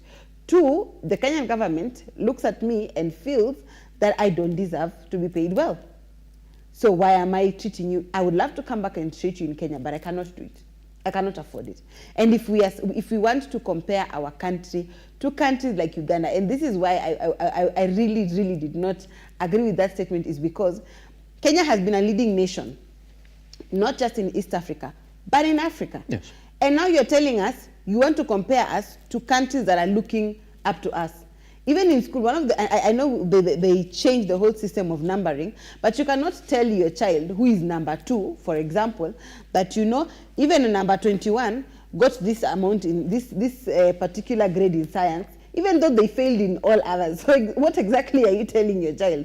That you can fail in all the others, but ensure that in that particular science you're okay. I think we need to have an honest conversation, and that is where our government keeps getting it wrong. Because this is not the first strike where they're saying we are going to rule with an iron fist. Yes. It is not the first instance where they are saying it is either mambo ni matatu, it is our way or the highway. It is, you cannot rule with threats every single time there is an issue. Pretty much. And finally, my third issue is we keep telling the doctors, look, go back to work and let us have this conversation. Go back to work and then in June, we'll have this conversation. They have trusted you before and gone back to work, but you have failed them. If someone has your loan and they tell you, you just go, I will pay you in April.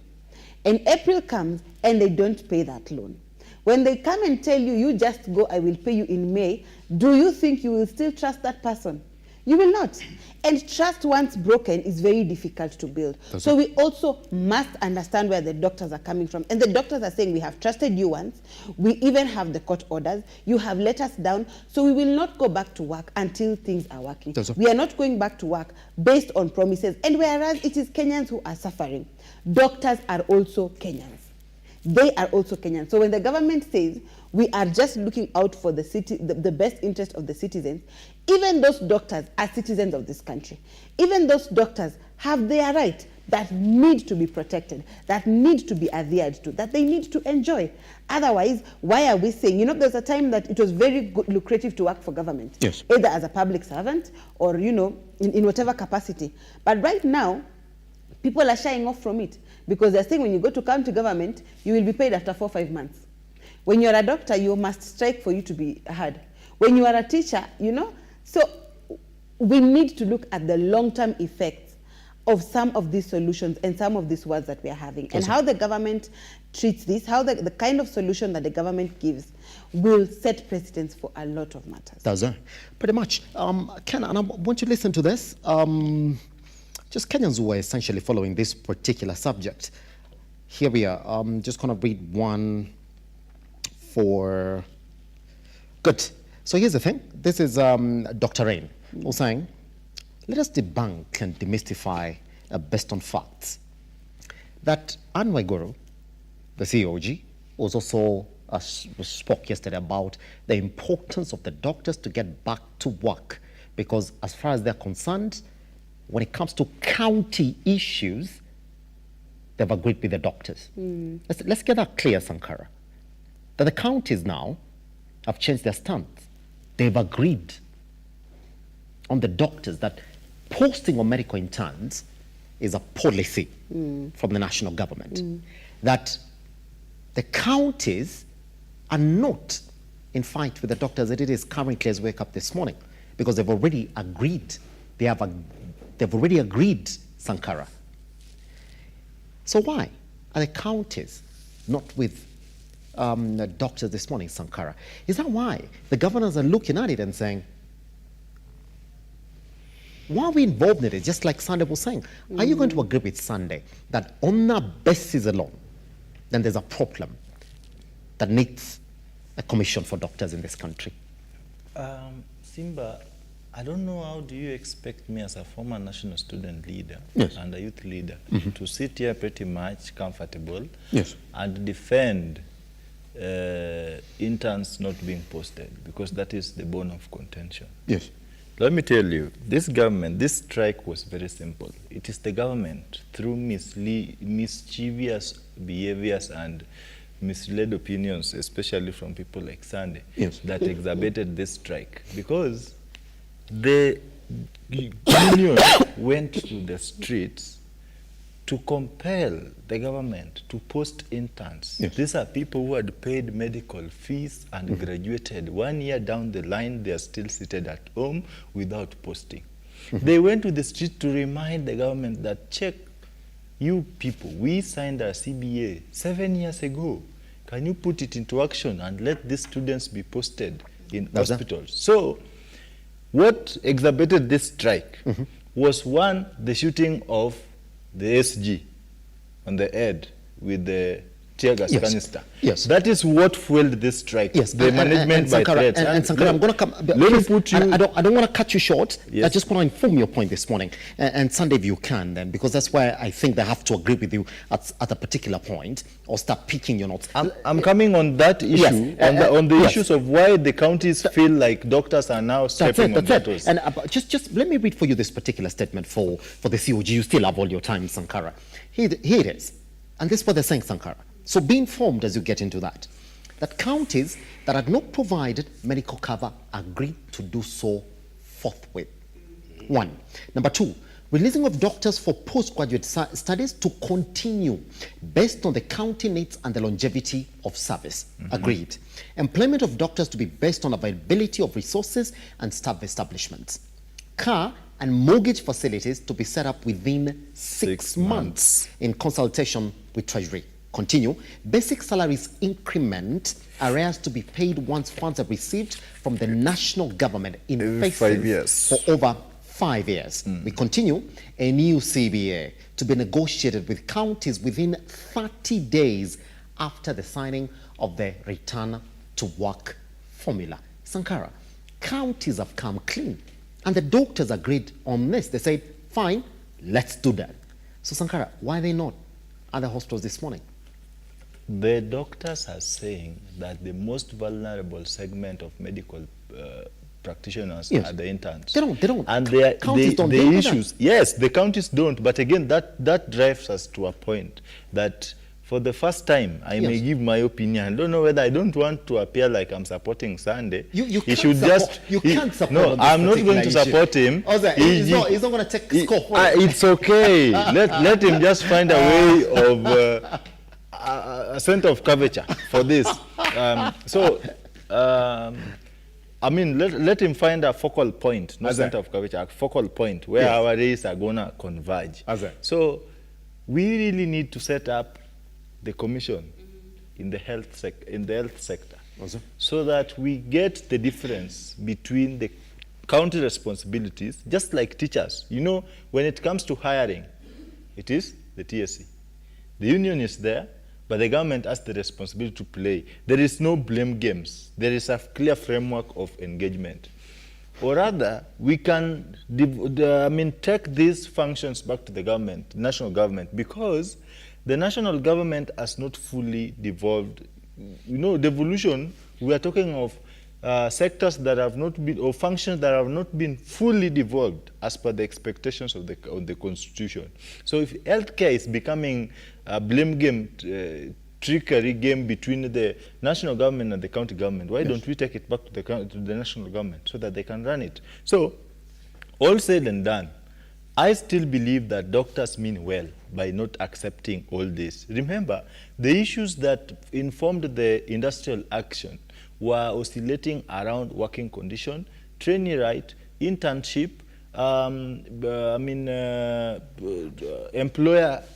employee rights, and etc. The government has addressed, through county governments, some of the highlighted issues. But one issue, and this is, you cut me short when I was trying to give this synopsis. The strike went to where it is today because of one thing. When doctors went to the streets to try to speak to the government in a language that they are not used to, the government saw it wise to deploy Mabati system, that is management by threats and intimidations, instead of letting the doctors to express their constitutional right. They saw it wise to target the SG, who was speaking on behalf of the masses with powers drawn from the CBA of 2017, because it is in that CBA that it was clearly stated that should there be arising matters that have not been settled to finality, it is the responsibility of the union leaders to speak it out. When these guys went out, Davji was shot in the head with a tear gas canister. This is what angered these people. So this is what informed their strike most. And then you are telling them that now you have settled on the other things, but you are not going to settle on this. The doctors' union leaders are also between a rock and a hard place, because these things, they are cutting across all over. Remember, we are talking of posting of interns. That has not been settled. We are talking of trainee rights. The trainee rights of officials, because for these people to be absorbed, some people must be promoted. Yes. Doctors are saying we have county officials who have not been promoted. So we must create space. So we have to deploy these doctors to these particular institutions. Then we have to promote the county officials. Then we are talking of mortgage allowance and motor vehicle loans. Then we are talking of remuneration. So the doctors are also asking themselves, which one are we going to take? The most important one, in view of posterity, is the one. And that's why they are telling them that you've given us 18 shillings out of 19 shillings. If you can't give us the 19th one, please have your 18 back and give us that one. Those people are not interested in what they are going to earn alone. Those people want to formalize the healthcare system so that going forward in the future, we are not going to have these silly scenarios that will give people like Mr. Sunday an opportunity to compare our medical practitioners with neighboring countries like Uganda. This is not going to give an opportunity for people like Sunday to feel it is right to fire doctors because they are requesting for a fair pay. When this is formalized, it is not going to give people like Sunday an opportunity to think that doctors are too lazy and commercializing their profession. When this thing is done, Mr. Sunday will come here and appreciate that every citizen deserves to live because we taxpayers, we give money. The government has no money, but the money is allocated to them by us. We have already played our part. The government is squeezing us dry. It is pay as you earn, die as you pay as we talk, we will give you as we deduct, lose the ideas you pay, create positions as you earn. Please, we have all this in place, Mr. Sunday. If this can be taken care of, even the doctors' issues can be taken care of. The doctors are not asking only for money. And politicians like Mr. Sunday are using this to politicize the crisis. They are trying to make it appear like doctors are only looking for 206,000. No, it is not 206,000 alone. We have registrars in counties who are working. They are doing masters, but the counties have not paid because in the CBA, it was the responsibility of the employer to pay for their further education, except for the PhD. You have a master's student sent to school. The county has not remitted any funds to pay the institutions. Here they are telling you, haven't we done this? Posting, allowing a student to proceed without paying fees is equal or tantamount to taking them through rounds and etc. So the doctors are only skeptical that this government, we know it better. They are better in promising than in doing. If they have promised all this, they are borrowing in the recently fresh wound, the post-election promises. I mean, the pre-election promises. The UD administration promised everything. They promised heaven and are now delivering as a small village, flooded with water like the city of Nairobi through Sakaja. The doctors are only afraid, once bitten, twice shy. Yes. So the doctors want something that will stand. And that's why you cannot call them commercial merchants, because they are saying, if you think paying us this dues is too much important, please stay with your money and post interns in the most appropriate way. Yes, I think the first thing, doctors were to be grouped when they are absorbed in job group M. This thing is too wide. People like Sunday are speaking of the CBA, they don't know the content, exactly what was discussed. There was posting framework. Doctors were to be posted in which category? After how long were they to go to school? And you've talked of the county needs. Those needs were to inform when these doctors were to leave for further studies, who was going to cater for their bills. These guys are talking of working conditions. I have told you, by the way, I've worked in a regional facility. Even gloves. The gloves are not gloves. That is the normal term we use as pedestrians. We have powdered gloves. We have normal gloves. We have surgical gloves and etc. All these things, if you tell us that the government has availed gloves, there was a time, because the hospital cannot operate without the approval of the procurement department. It is the hospital department to write a requisition to the procurement department to ascertain the availability of the medical equipment they intend to use. Once this is done through a requisition, there is issuing of these items to the... we are not going to procurement. So I am just trying to tell Mr. Sunday, I'm just trying to tell Mr. Sunday, you have the right to listen and to ignore if it doesn't make sense to you. Because I know you are allergic to truth. The only thing you can listen to is lies. Please, just bear with me. I may be pitching... Sankara, summarize on it. I want to move on. All right. So, Mr. Sunday, even if you try to... Mr. Sunday, you will just have to listen to this. In as much as you try to disregard procurement, you cannot separate public health system with procurement. They go hand in hand. So, munasikia KEMSA hii yenye the Ministry of Health is supervising its loot. It is under the ministry and it is through procurement. So please bear with me. I'm only saying what you don't want to hear. So just a minute, Sankara. All said and done. Yes. Please let us pay interns. Let us post them and pay them. I don't want Sankara to think of, you know, when I was home last week, I just came to the city yesterday. My sister, when she joined for Montessori, she was so passionate about medicine. But I was speaking to the girl the other day, and she was telling me that, Ken, sasa unaona venye serikali yenyu inafanyia madaktari zetu. This is what you expect me to do. See, dad is sick. When he goes to the hospital, doctors are not there. Then those doctors who are supposed to be there, they're not even paid well. Mimi sitaki ujinga. What are we planting in the children? Are we planting seeds of prosperity or seeds of decoy? This government, whenever they make one step forward, they make 3 steps backward. Then Mr. Sunday comes here and tells you, You see, if you pay half of this money, Ugandan doctors will come and pay. Please, there are also patients in Uganda. They can treat over there as well.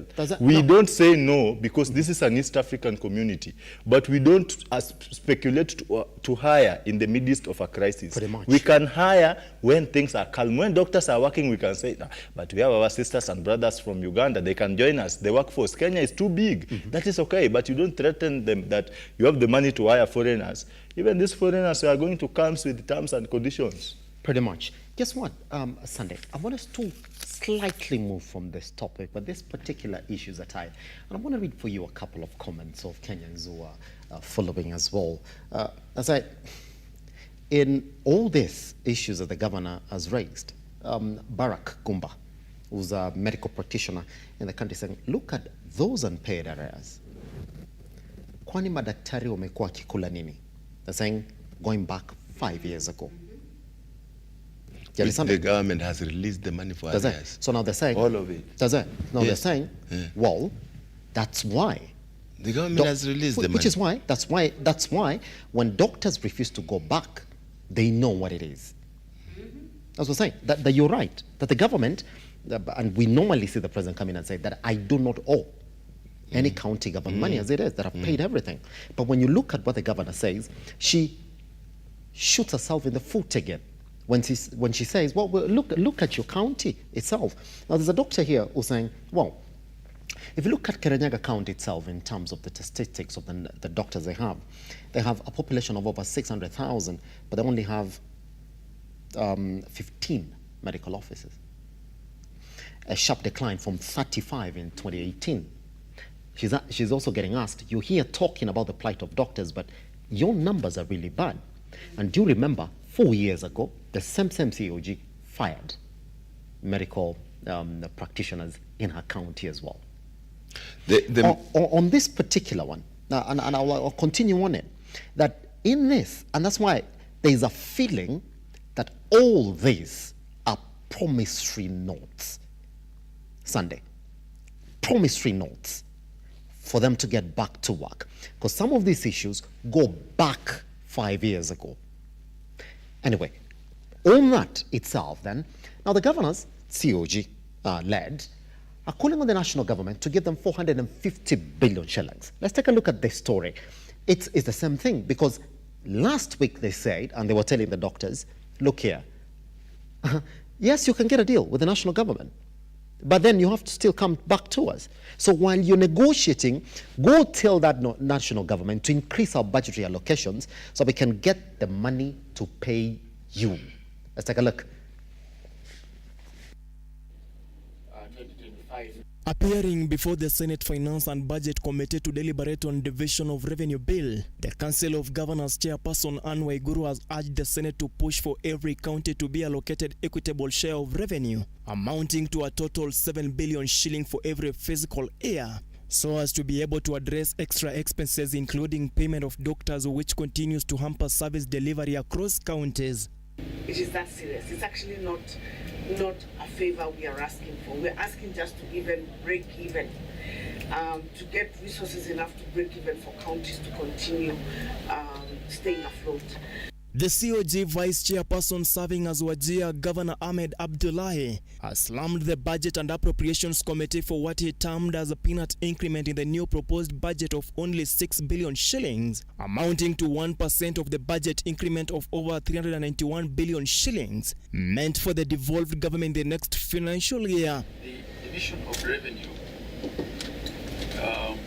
is based on shareable revenue and not on the current budget of 30.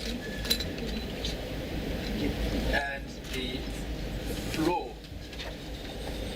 for the amounts that is to go to the counties is 15% of the last audited and approved accounts.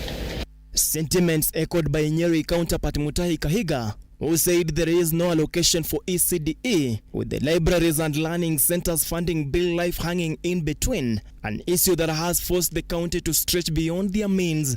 Where we have now hired about 42,600 ECD teachers from the onset.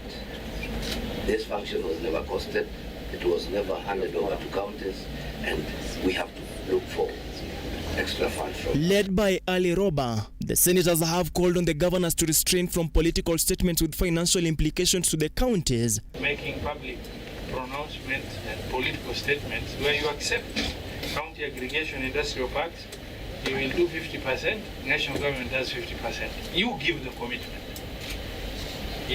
When you know the reality in your budget cannot support it. With Kakamega Senator Boni Khalwale pleading with the 47 leaders to refrain from dining with the MPs, with the mind that they will support them and instead work hand in hand with the Senate Finance Committee. See what the Council of Governors can come with out of IDEC meetings. Those are the people you're competing with for the resource that we are dividing. Kisii Senator Richard Onyonka has faulted the Exchequer for alleged misplaced priorities, terming them unconstitutional as they vow to support counties in actualizing devolution, as they sought to understand why the Treasury was delaying to release monies meant for the counties, as well as why there are 3 different bursaries at county level. Why the county governments are not being given that money, I don't know. But at the same time, I'm confused because you as governors are giving bursaries, but MPs are also giving the same bursaries, and you have, in fact, even us in the Senate, if we had money, we'd also be giving bursaries. Stanley Lugaria, Lookuptv. You know what, Sunday? On that story, the 450 billion, if you are the president and if you are seated at the Treasury, and if you do remember this particular conversation for county governments has been quite an emotive issue, Sunday. Over and over again, Sunday, when we look at the control of budget reports in the county governments, they are damning reports.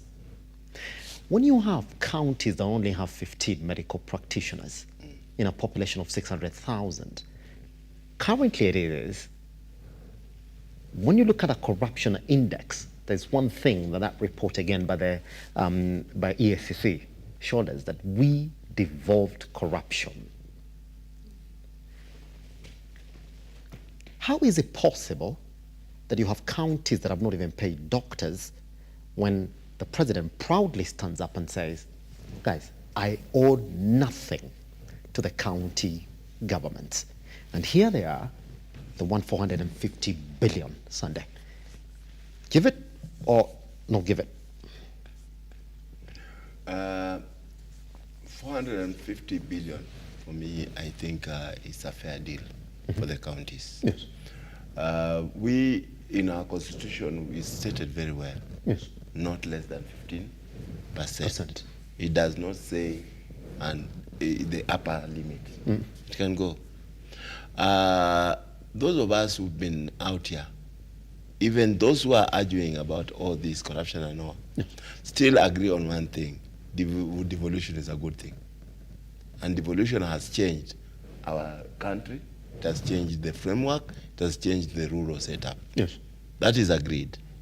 The same person who is talking about how many doctors are in Kirinyaga is also not talking about how many health facilities have been added since devolution. And when you talk about doctors, he's not talking about how many other healthcare cadres are within those institutions to make them running. My brother Sankara has well said about the issues of commodities from KEMSA and others. How many amount of commodities now are in demand to be purchased to go down? For example, if you go to Homa Bay, how many hospitals were there in 2012 before devolution? Yes, how many hospitals are there now? This vis-a-vis the demand for commodities, the gloves, the surgical and material and what have you. How many hospitals right now are conducting surgery, even in Nairobi? We used to only have one where the ophthalmology and operation of eyes was done either at Nairobi or Kenyatta, or maybe all the way to Dogota, A few weeks ago, Governor Sakaja launched a whole operation unit at Mama Lucy for the eyes, meaning that now the demand has, the devolution of health has also come with its own cost. The more doctors, demand for more caregivers, demand for commodities, and even and all that. So what we should now be starting to look at is the demand vis-a-vis supply. And that's why I said, when you mentioned that, I said this is now the subject to talk about. The subject to talk about is the increase of this shareable revenue between the national government and the counties. The counties surely deserve more because the demands have now become increased. And when that is given, then we will remove from the table the excuses of some counties that we don't have enough money. I agree with you. We've just concluded a conference on wage bill at Bomas last week. Yes. And surely we had the control of our budget, and the Auditor General gave some very staggering figures, including, like, for example, a county that uses 75% of all its shareable revenue to pay salaries. Yeah. So what do you remain with? How do you buy drugs? How do you maintain hospitals? That is for sure. But again, we cannot blanketly blame all counties for the same. There are counties that have been able to manage and work and live within their means, and they've done very well. For example, if you are talking about an issue of like, for example, access to healthcare, you also have to do that vis-a-vis demographics. Like in Nairobi, during the day we are 6 million, and people walking here and seeking healthcare and what have you. In the evening or at night, we have about 4 million. Those are statistics that have been done. Yes. And when you look at those numbers, you realize that the demand may outstretch the facilities that are available. Therefore, 450 billion is the right thing. And it's rightfully said, our senators have been now the undoing of the counties. Yet, in the Constitution, their duty number one is to protect counties and devolution.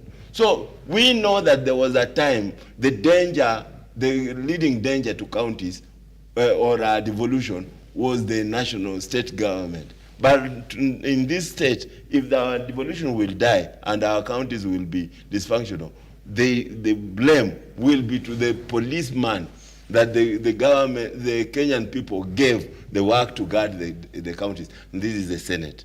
As I finish, I want to say, yes, you see, let's put situations, all these situations in reality. And we are saying that yes, we are emerging from a very difficult situations, financially, even as a nation, even internationally. The recession has been an international issue. Kenya is really emerging out of it. We are, as many countries are, but we also have new catastrophes, like, for example, the issue of the Ukraine-Russia war, the issues of the Israel-Palestinian war, now the attack into Iran, that is also affecting the flow of goods and services across the world, and even the behavior of the dollar across the world, the supply of and the transportation of oil and all. That affects also, we look at the macro and the microeconomics of global micro and macroeconomics. It affects into the local. That's why I would urge that, one, yes, the governors are right, that surely this money is not enough. But yes, again, the issues of corruption is there. But who has the duty? The institutions of government that have been given the duty by the Constitution to take care of the issues of corruption should also swing into action, so that we can't deny that Mwananchi in Kakamega from getting the drugs that they deserve. Yes. Just through the money that should be enhanced, the budget that should be enhanced. Why? Just because there was a thief in Kakamega. That thief should be uprooted. Yes, sir.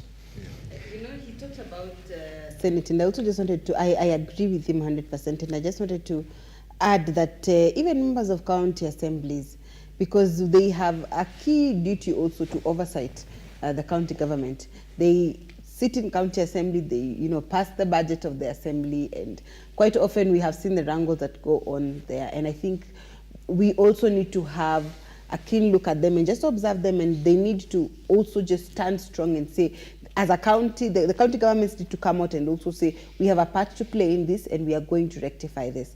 The budget making process, I know it is continuous, but even as we come to ending this financial year, June 30th, beginning July 1st, yes, the citizens then need to say, in this new financial year, we are also going to be very proactive. Go to the public participation forums, go to the various, in the various cycles at the various points, go and say, I think we need this particular issue is not a priority. Why don't you put this instead in the budget, in the county budget? Even we have all these development plans. We have this, the ADPs, we have the CIDPs, we have all of them. Let's see citizens actively participate. Yes. Let's see them actively give, positive and negative criticism, so that then we are not left to play catch up. Because what we are doing now is playing catch up. Whereas we could have stepped in right at the beginning and said, look, this is not a priority in our county budget. Instead, we need this added. And now follow up and say, we had said that this is what should be put in the public participation forum, but we are seeing something different in county assembly. No, sir. But just before I cross over to Sankara this morning as well, this point that Sunday is mentioned, I mean, we've seen the senators who are supposed to be in support of this 15%, minimum 15% of the national revenue going back to the counties, essentially shooting down these particular motions when they go back to the Senate. Somebody said there's still a power struggle between the governors and the senators in this country, Sunday. That every other senator should be fighting for their particular county. Make sure that they have more money and make sure that they audit all the projects that this money is supposed to go into. I mean, Ruth, why would you have the senators fight or shoot down this particular motion? Because even if the governors, again, are talking about this, still, it has to go back to the Senate. But also let me remind you, as you get ready to respond to this particular question, that the last time they shut it down, there was a power struggle between the UDA side of government and the ODM side of government, where there was a feeling that indeed the UDA side had been informed that this particular motion, when it comes to the National House, kill it. Just before Ruth yes, take a minute. Yes. Yes. By the way, even if that posture of UDA ODM, yes, it was neither here nor there. Yes. It was an internal thing. The real point is the point you have. Yes, the power struggle between the senators and the governors. Why would they? Why would they do this? The problem is two-pronged. One is that all senator looks at himself or herself as the alternative governor. So they like, for example, why would you see, we need to reach at a point where the senator accepts his role, her role as a legislator, so that you are not looking at yourself as the alternative, so that now the governor looks at you suspiciously. A very good case is a case of, say, where? Kakamega, where the senator has already declared that he's the next governor. Or Meru as well. Where the senator looks at himself as the next governor. So you always want to make that governor fail so that you have a point to arise. It is wrong. The second point is the issue, for example, by the way, and Sakara will bear me witness. Why are senators now pushing for allocation of money to their docket to go and supervise the governors. In fact, in that clip, Honorable Omoima of Kisi just said, we have a docket, we have a bursary for the governors, we have a bursary for the MPs, and even us as senators are looking forward to another bursary of ourselves. Why should that be? We must at some point, and this is the debate also, like we've just agreed on the debate of the Health Service Commission. Yes. We need to also have a debate that says that senator and MP are legislators and are provide oversight, and MCAs provide oversight over the executors, and the execution is for the governor and for the president and for the cabinet, so that we have a distinct separation of duties. But when we have an overlap, where this person is supposed to be oversighting is the same person who is also executing, then there is a problem. Then there's a problem, isn't it? Both, could you approach it as well before we give you some clarity? I think, number one, this issue is a slippery slope. And why I say this is because when you've got a governor and a senate from the same faction, and a senator from the same faction, then you rarely see the senator oversighting the governor, as should happen. Now, when they come from two different factions, now it's almost counterproductive, because when the governor wants to make 3 steps, then the senator takes them 2 steps backward, whether or not it is something progressive. I'd like us to go back to the case of Machakos. When Governor Mutua wanted to bring Formula 1, just to use this as an example, and he was looking at it as a point of, this is going to bring in, great income opportunities, huge revenue, tourism, etc., etc. And I said, no. That is not what we need here. You want to loot public land, you want to whatnot. So that is again essentially that, depending on how you look at it, was not positively criticized or was not positively oversighted. Now that is again that went away. Why? Because they were not in good terms. And so that is a slippery slope, because so that is a slippery slope, because if they are from the same faction, then there is no oversight happening. If they are from different factions, then the oversight is not objective. So I think we need to go back and reevaluate, probably just have a proper clear distinction of the parameters in which they need to operate within. That is in terms of the senators, but also too, Senate should be oversighting just similar to county assemblies. But how often have you had the senator of a county sitting to discuss something with county assembly members? How often? You will often hear that members of county assembly have sat with the deputy governor. They have sat with, the governor to discuss. Exactly. But how often do you hear that the senator, there is an issue in X county, and the senator has sat down with the member of county assemblies to discuss this issue, or to discuss, the conduct and behavior of the county government? It is very hard. And so that mismatch, or that lack of working together, also needs to be addressed. But when we come to the oversight of the county government, and I'd really like to task the MCAs. And why I'm tasking the MCAs is because they have the power at the local government to ensure that things are working right. And they're the frontline workers. They're the first person that the common wananchi meets. Now, this member of county assembly who earns less than a CEC is supposed to vet the CEC. So even in your position, you are vetting this person who is earning more than you, who is supposed to be implementing. Now, with the system and with the notion that we have, that CEC is going to do whatever it takes to ensure they get that position, even if it means coughing up some money. Now, how are you going to ensure that this CEC in charge of health actually pushes for their, for their docket, and actually ensures that implementation goes on smoothly in their docket, whereas they were not necessarily appointed based on merit.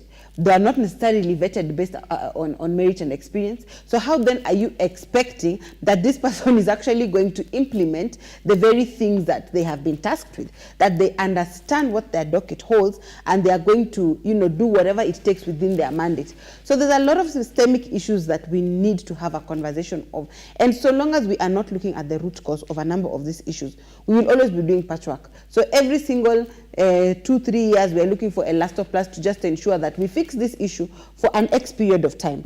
And then we go back to the same issue with different faces, but same issue. Then we fix it, and then have new faces, and then we fix it. So we need to, even as we are having this conversation on a possible referendum, These are some of the issues that need to be considered. Let's not just look at the positions, because a lot of time we're always looking at the positions when it comes to the referendum. This time round, let's look at it holistically. That's it. Yeah. Pretty much. Sankara, you have 3 minutes to weigh into this issue as well. I think there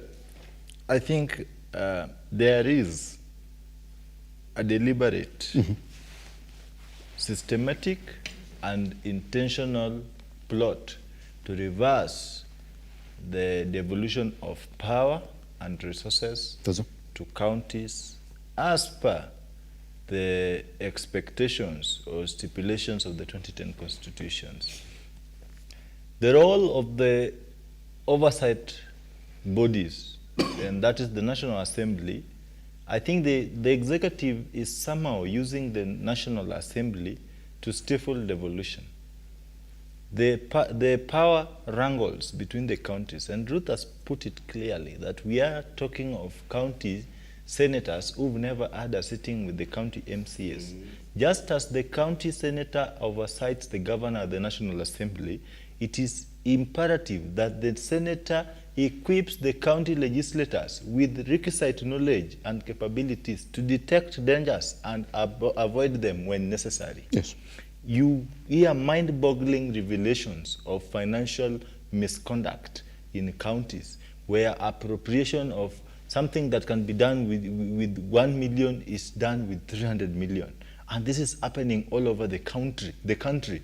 So I think we must really get to do away with corruption. I think measures that we've employed as a country is what fertilizes the growth of corruption. Yes. Political interference, lack of goodwill, and partisan politics is what is killing us. You find a senator is so rigorous on a governor from different political coalition.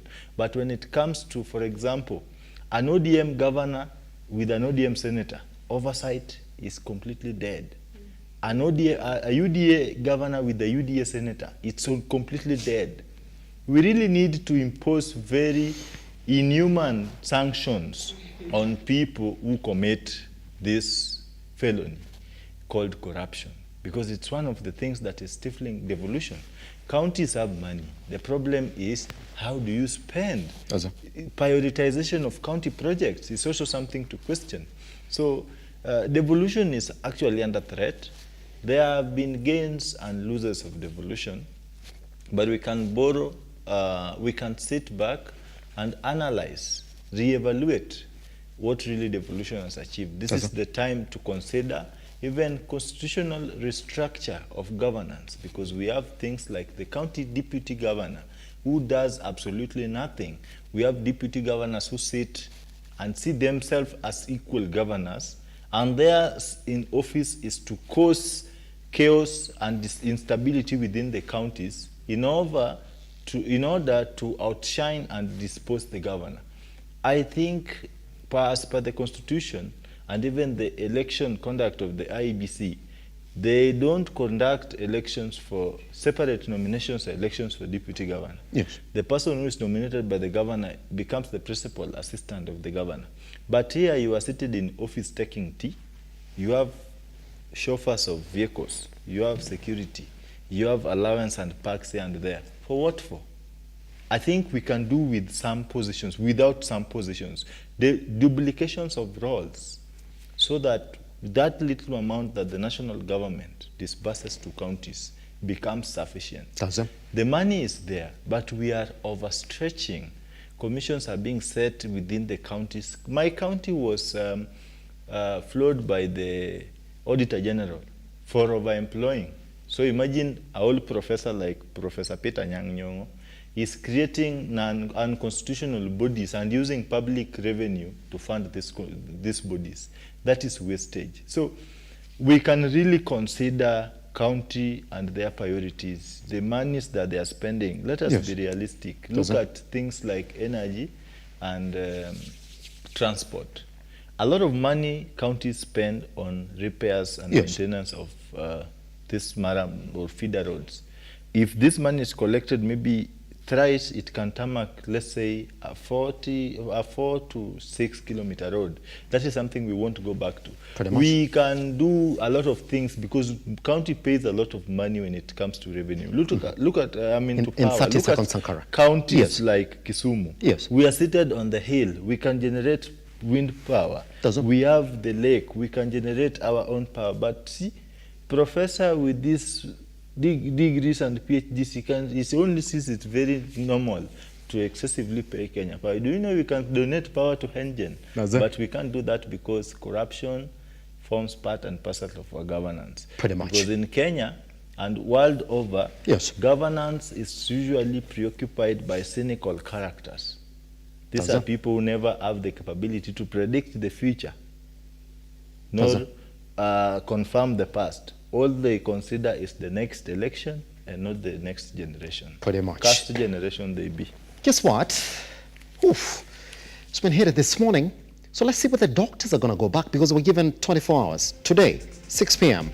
If they do not go back, then Nakumincha and the entire ministry, they're going to go back to court to try and force them to go back to work. Are the governors going to get the 450 billion? It's just for us to see if the senators are going to agree to support that motion. Then it's a reality. But currently, as it is, there seems to be a stalemate on that particular issue itself. Well, take them back to the time that you joined us this morning on Lookuptv across all your social media platforms. I am at Kia Gesimba, Ruth Sankara. Sunday, always a pleasure to have you on this panel when we get to do it together.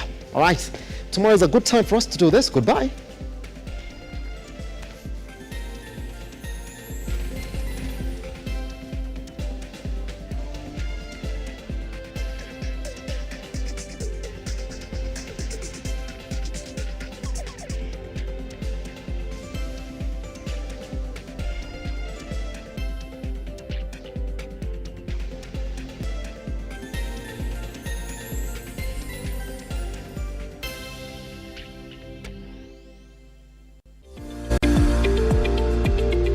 We value your feedback and welcome your complaints about